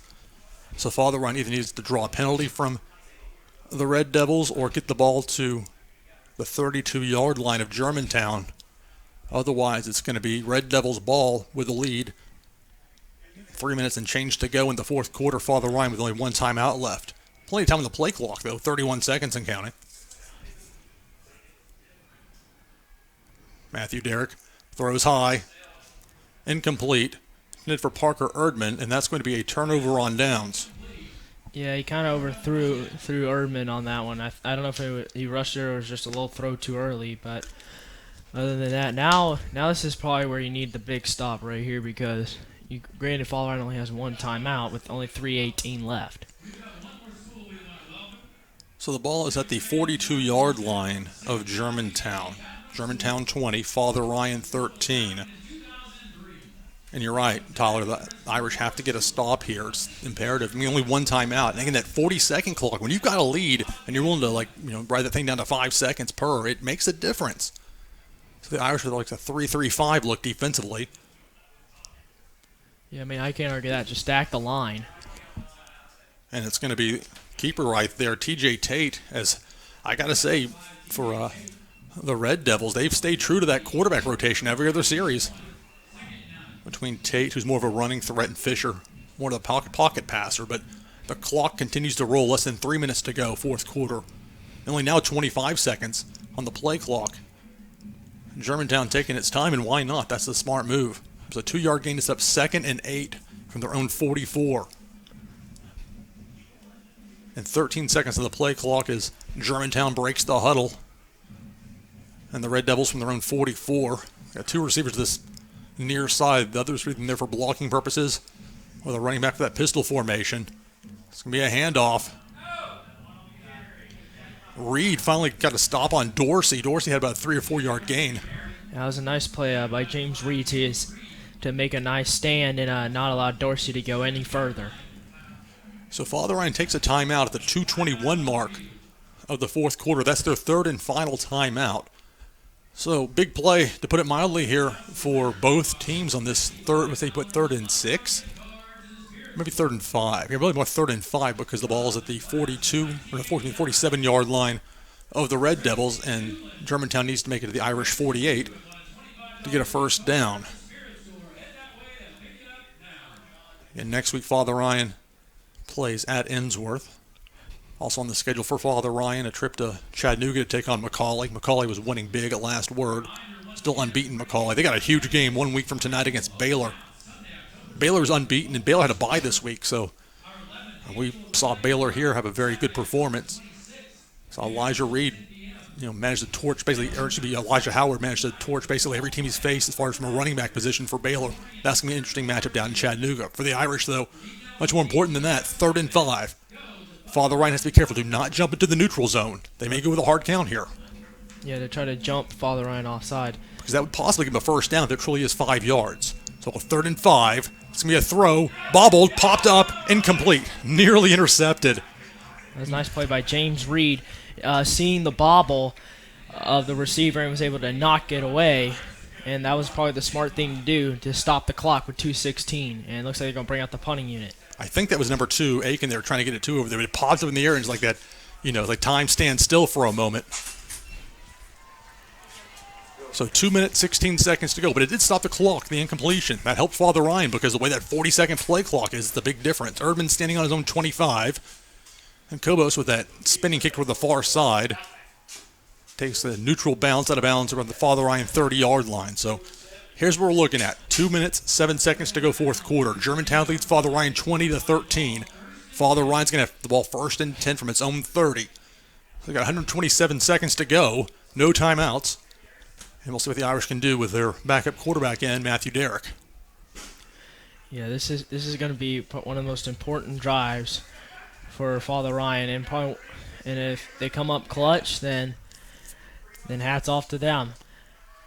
But if you're Coach Toppin's offense, you need to continue to have the Derek Pfeiffer quarterback receiver duo because it's been working for them.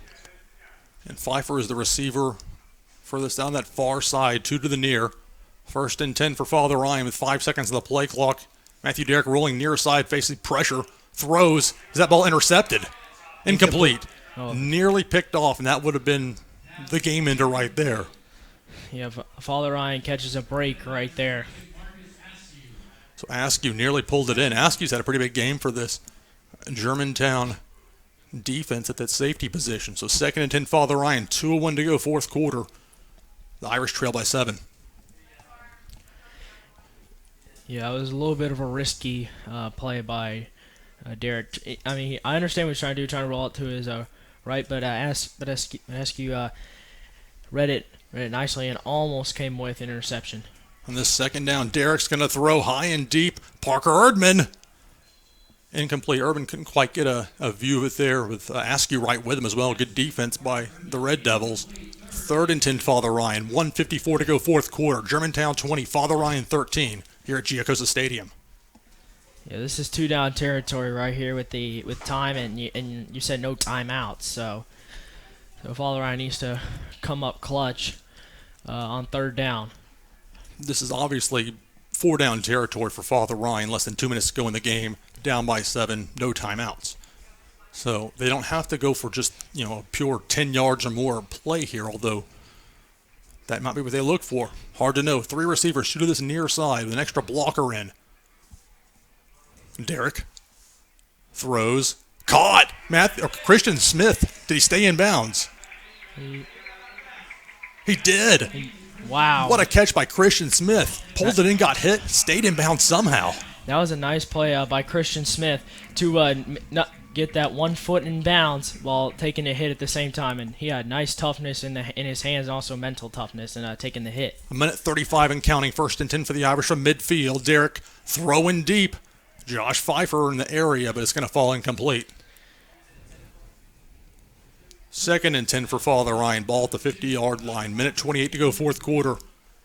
Germantown 20, Father Ryan 13. Father Ryan led by 6 at the half. And then it was Germantown able to put 20 points on the board. Father Ryan finally with a touchdown, extra point. And that's how we got to 20 to 13. Remember, Germantown tried for a 2-point conversion that failed. If that would have succeeded, then that would make this, at this point, all the things being equal, a 2-possession game. But they didn't. So it's a 7-point deficit for the Irish. 2nd and 10 from the 50. Matthew Derrick, the sophomore, in the pocket, throws. Incomplete, intended for Matthew Beacom. Just fired one through there. And it was a nice try over the middle. Just the pass was just a little too far ahead of Beacom right there. So it was, and Father Ryan facing again with another third down situation. So a minute 24 to go as we see the freshman Aiden Nelson come into the game. Christian Smith with that clutch catch just a moment ago comes to the sideline. The nose of the ball right on that 50-yard line on this near hash for Father Ryan. And a minute 24 to go. One running back to the left of Matthew Derrick. 3 receivers. Derrick's going to roll. Being chased. He may throw this ball away. Somehow gets away. Throws it complete. Can you believe that? To the 50. That's Anthony Wright. There's a flag that comes in. I think it's going to be face masking. Yeah, That's second flag mistake. comes in. So that's going to be a penalty. Father Ryan will get a first down. The clock is stopped at the moment. That's a big mistake right there if you're Germantown. But I think it may have been a face mask. Let's just see real quick. Well, we'll see. Yeah, it was. It was Anthony Wright on the carry, number 15 for the Irish. Yeah, that's what I thought. And Nelson comes out and it's Christian Smith back in. So we'll see what these penalties are. Yeah, it is face masking. That's a big mistake. The most inopportune penalty for the Red Devils. Now Father Ryan down by 7. A minute 11 to go. They've got the ball 1st and 10 from the Germantown 28-yard line. Irish are trying to make this late rally here against their opponent from West Tennessee. Matthew Derrick throws. Dangerous coverage. Interception. Interception by Germantown. And that's going to all but do it.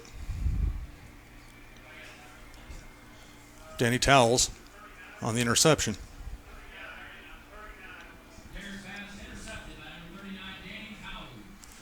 So Father Ryan with no timeouts. Valiant effort from down 14 to try and fight back with the backup quarterback in. But on that play, Father Ryan had to take some chances at this point. You know, you're talking about a minute and change to go in the game. But on that play, an ill-advised throw was an interception. And now it's just going to take a kneel down or two. And Germantown's going to escape with a victory. So the Germantown team that's been as hungry as Father Ryan trying to look for a win. And it'll be QB kneel down. TJ Tate. And with 36 seconds to go in the play clock, they'll just have to snap it one more time. Father Ryan, no timeouts. And that's going to do it for this particular game. If there's anything for Father Ryan, it's tough to find a lot of positivity when you lose your starting quarterback and you lose a game that you led at the half. But for Father Ryan, they've got to get past that. Ensworth coming up next week. If Father Ryan wants to get in the playoffs, any shot at it. I mean, they still have a shot at it if they can, get some things to go their way win-wise. But another unfortunate turn of events for the Irish. Germantown's going to take a knee here. And the time's going to tick away. And that's going to be the last play of this game. So Father Ryan will fall to 1-5. But again, that Ensworth game next week, that looms large for the Irish. And certainly the Irish wanted to win this one, and able to do so. As we see DC Tapscott on crutches getting into that high five line. So tough loss for the Irish. Anything else, Tyler? Father Ryan, man, what a game, what an effort. And you gotta get hats off to Matthew Derrick when he subbed in for DC Tapscott. He actually played pretty well for himself tonight. And Father Ryan made a heck of a chance at a comeback. Just wasn't enough tonight. But Father Ryan down by 14, managed to cut it to 7. Had the ball, the face mask penalty for Germantown, but not meant to be for the Irish tonight. Congratulations to the Germantown Red Devils on the 20-13 victory here at Giacosa Stadium. So 1 week from tonight, Father Ryan, Ensworth. It's a big game in West Nashville. If you can make it urge you to come out and support the Irish. If not, we'll have the broadcast for you here with ATW Sportscast and Behind the Crest. So, everybody here at Father Ryan High School, I'm Lou Pickney. Your final score, Germantown 20, Father Ryan 13. We'll see you 1 week from tonight from West Nashville. Good night, everybody.